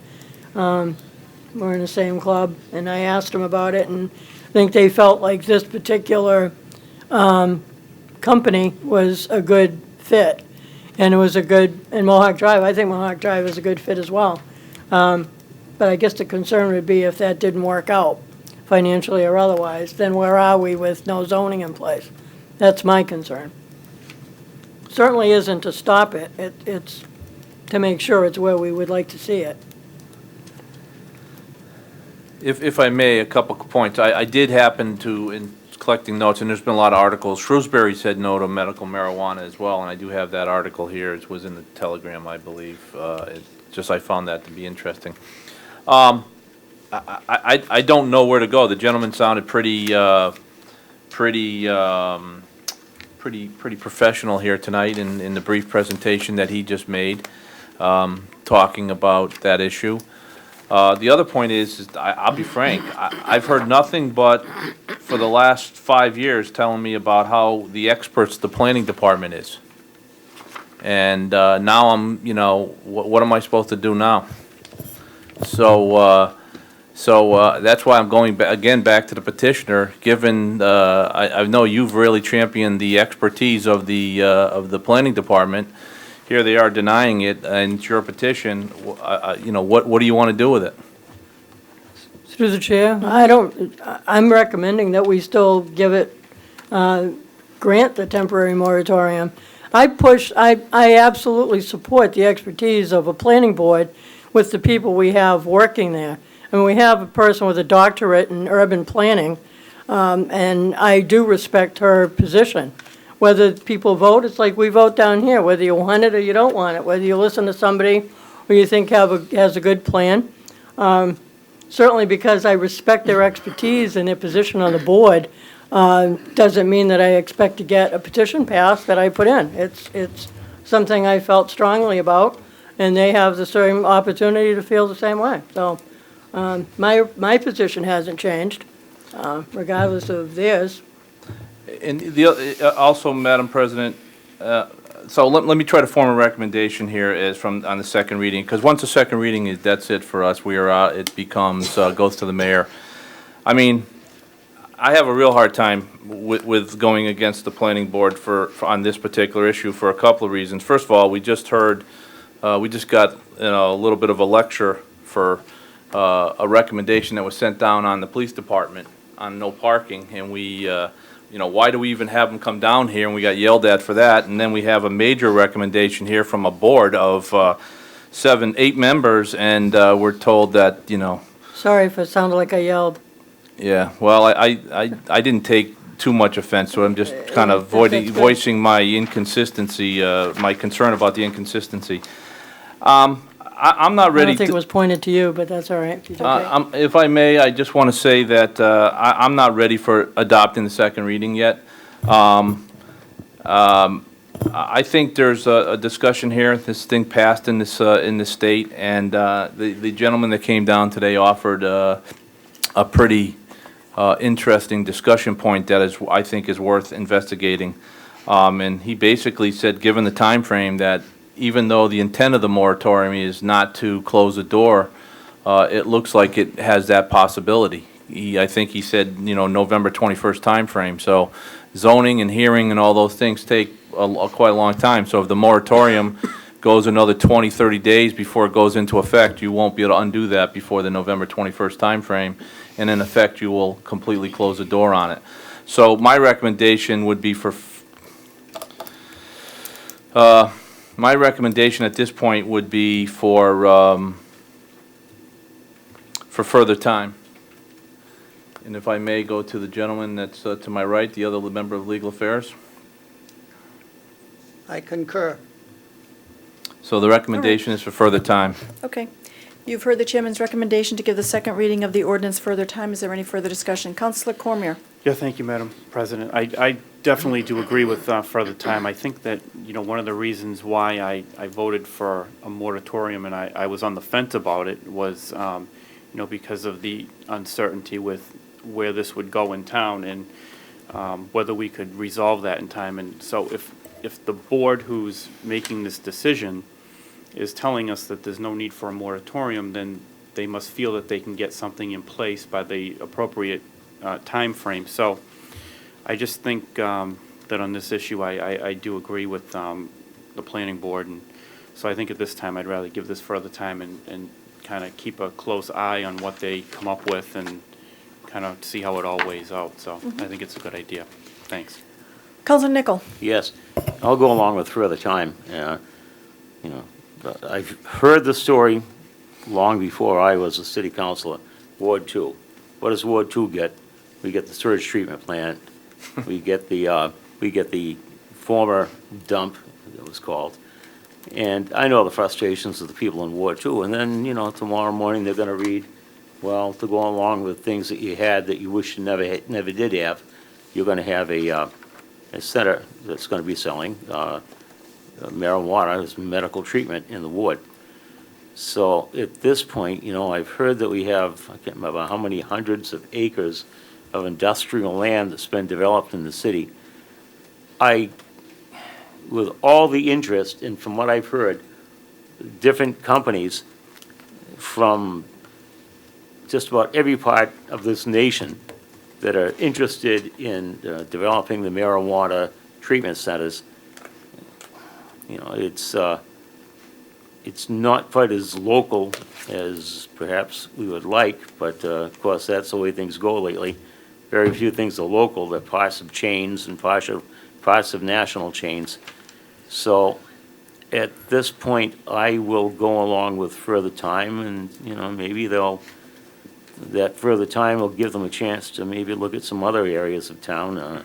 Not Ward 3. Yeah, well, I'm just thinking there are other sections of the city that come pretty close to state and federal highways that have been developed as of not too long a period, that could perhaps welcome some investment in what they've invested in. So I'll go along with further time. You know, I really have been sitting on the fence in this because I've been to a number of communities that have either developed the ordinances, which of course also meant developing maps that would show where it could be. And I know I was in Franklin one evening, and they voted on theirs, and essentially what they did was allow it in just about every industrial area that wasn't within so many feet of a school, things like that. So I'll go along with further time. I think that even though this particular group might be affected, I think it's going to be a big enough business that they or other groups might be able to develop something in other parts of the city, which will meet the requirements that we need to have established as far as the zoning ordinance. Okay, Counselor, Dombrowski. God knows I'm not saying this to invite further discussion. Thank you. I said this once before, I'll say it again. The guy's come down now twice without an invite. One time bringing his attorney. I think we ought to have an informational meeting and have this guy down here to educate us and the public on this particular type of business. I think it'd be a good idea. Counselor Savatelli. Just a couple quick points. When we went through this moratorium business, you know, one of the things I said is we got to get this thing done as quickly as possible. 62% of the public or better is favor of this. Number one, we all agreed on that, I think. The second issue was there was a blueprint for how to develop this by the Mass Municipal Association. It was carte blanche. Just grab it, put it together, and get it into the books. Everybody thought that was a good idea. Then we had a couple of meetings on this, and then the legal fair chair, we came up with didn't we come up with a industrial, with a combination industrial, what's the other part? Mixed use, multi-use one. What is it?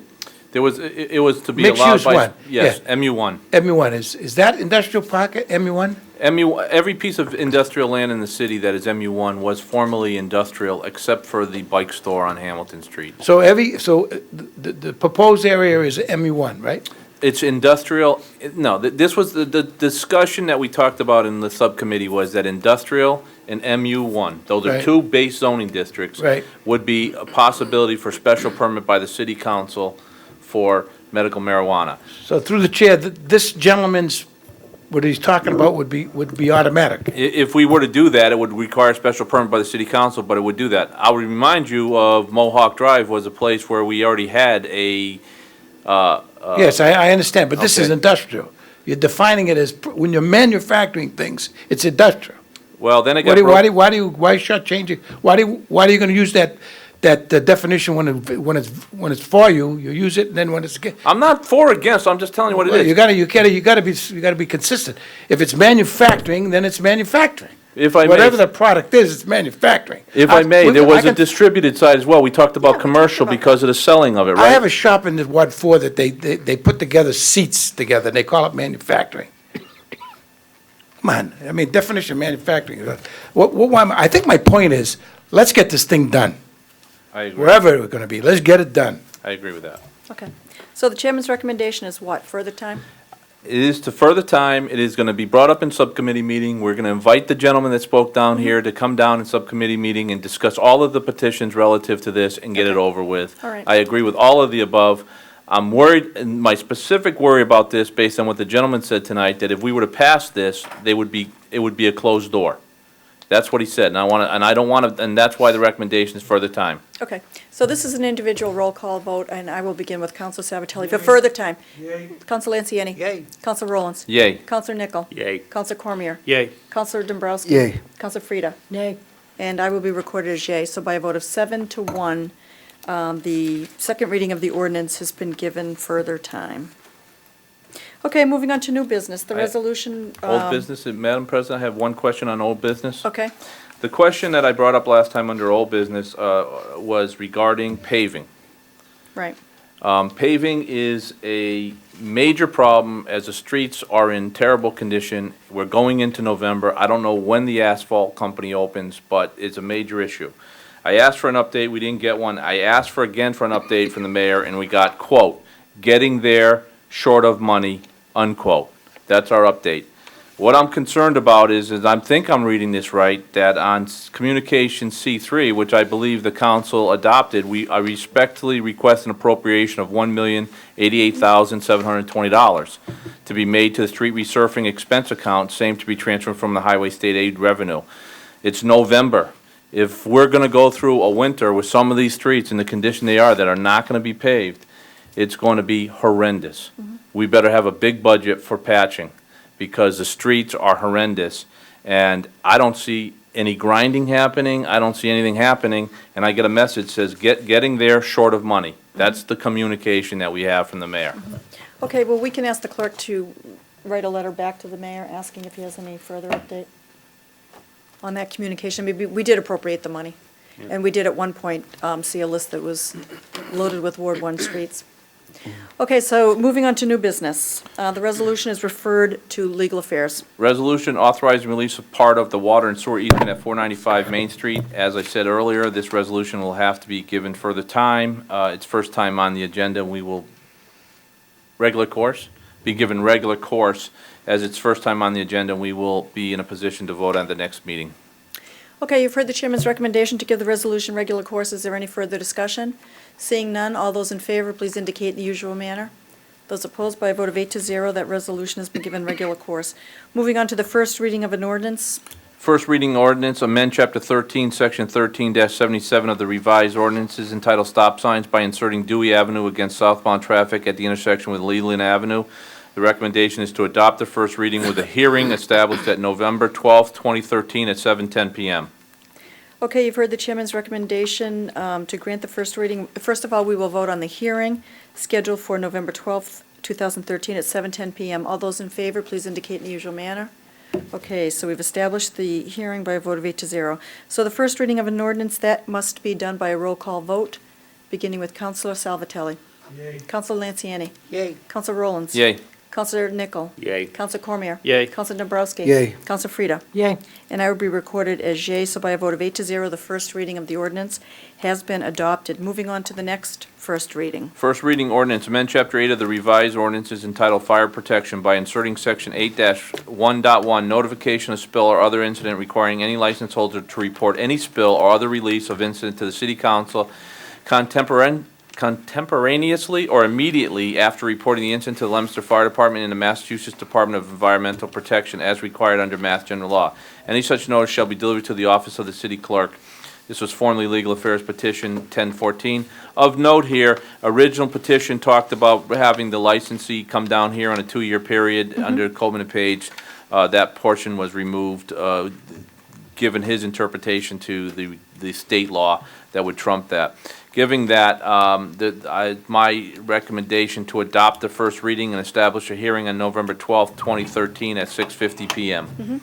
Councilor Lanciani? I concur. That's a unanimous recommendation from the Legal Affairs Committee. Okay, you've heard the chairman's recommendation to grant the first reading and to, Councilor Nichol. Yes, as a point of order, I think as long as there are no objections, rather than go through two different votes, I think we can vote to adopt the first reading and establish a hearing date, as long as there are no objections, Okay. and just do it in one vote. Okay, that's fine. Are there any objections to doing it in one vote?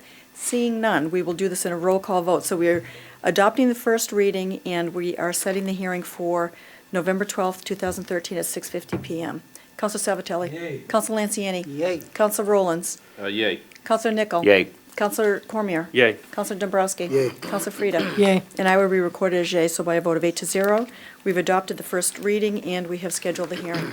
Counselor Rowlands? Yes, I would like to establish a legal affairs subcommittee meeting. The Wednesday before the next meeting would be in my calendar, November 6th. I don't know if anybody has an appetite after Election Day to come down here November 6th. Sure. What time? Council Lanciani, you up for that? Sure. Okay, so let's try for 6:30 on November 5th. And Madam Clerk, can... Sixth. No, November 6th. And I would also like to invite the gentleman, if we can get a hold of him, who spoke this evening, to attend regarding the medical marijuana. If we can chase him down, I'll try to do that. If I can help, I will. The other point I'd like to make is just the haunted house at Barrett Park. I didn't go at nighttime, but I did go during the trail thing and walk through it, and that has grown into a first-class operation. Greg Chapdelaine, Junior LaPointe, the rec department, and others have done a great job on that. And I just want to acknowledge, I was amazed at how much that's grown and how much effort is put into that. And it's a big fundraiser for them, so congratulations. Yeah, Praises. I went at night. It was fantastic. I did too, That's good. the same day, but I had never been through it, and it's amazing. I kept saying, you gotta be kidding me. You gotta be kidding me. Yep. They did a lot of hard work, and There is a lot of hard work that goes into that, but it was really very well done. Counselor Cormier? Yeah, thank you. I'll be very quick before Council Dombrowski reaches over and chokes me. I know he wants to get home and watch Game 5, which is, by the way, tied 1-1 at last time I checked. Anyway, regarding 1914, I was just wondering if we could take a vote to have the mayor come down maybe at the next meeting, so that we can get an explanation to this situation, and maybe we can get enough information here sooner than later that we don't have to further time it anymore. We can. Certainly, yeah. The city clerk will extend that invitation to the mayor. We need a vote. Okay, let's all vote to ask the mayor to come to our next meeting regarding that petition. All those in favor, please indicate in the usual manner. Those opposed by an 8-0 vote. Quickly, Counselor Cormier, was there ever a car count on that road? I believe there's been some. I haven't seen. Can you any. get that data for us, too? I'm interested in how many cars go down there a day. Sure. But one- I think there was some done years ago, and probably more recently, the Cordish Company's been down that I don't area. think it's so- that accurate. Did they have one, Counsel Frida? I don't think it's that accurate anymore, would be. Because it I'm would be talking more- about how many people come down from Bicentennial, Sure. that type. I'd like to know, what are we talking about? Are we talking 50, 100, 200 cars, 5, 10 cars? Okay. That's very pertinent information, by the way. I think more importantly is what those people are supposed to do if you close the road. Yeah, well, that's obviously, yeah. If there's, Doesn't matter how if there's many, as 25, much as 30 if cars a everybody day, does it every that's day. 25, 30 cars inconvenience, right? That's what I'm trying to find out. Go to the schools. All right, Counselor Frida? Yep, just a last note on Diego Fagundes. Everybody noticed he's Yes. most valuable player for soccer. He's doing tremendous. He's in Sports Illustrated, ESPN, and just, yeah, 13, he's ready to break a record, so Okay. doing well. All right, Thanks, Ken. any motion to adjourn? So moved. No, it's not an issue.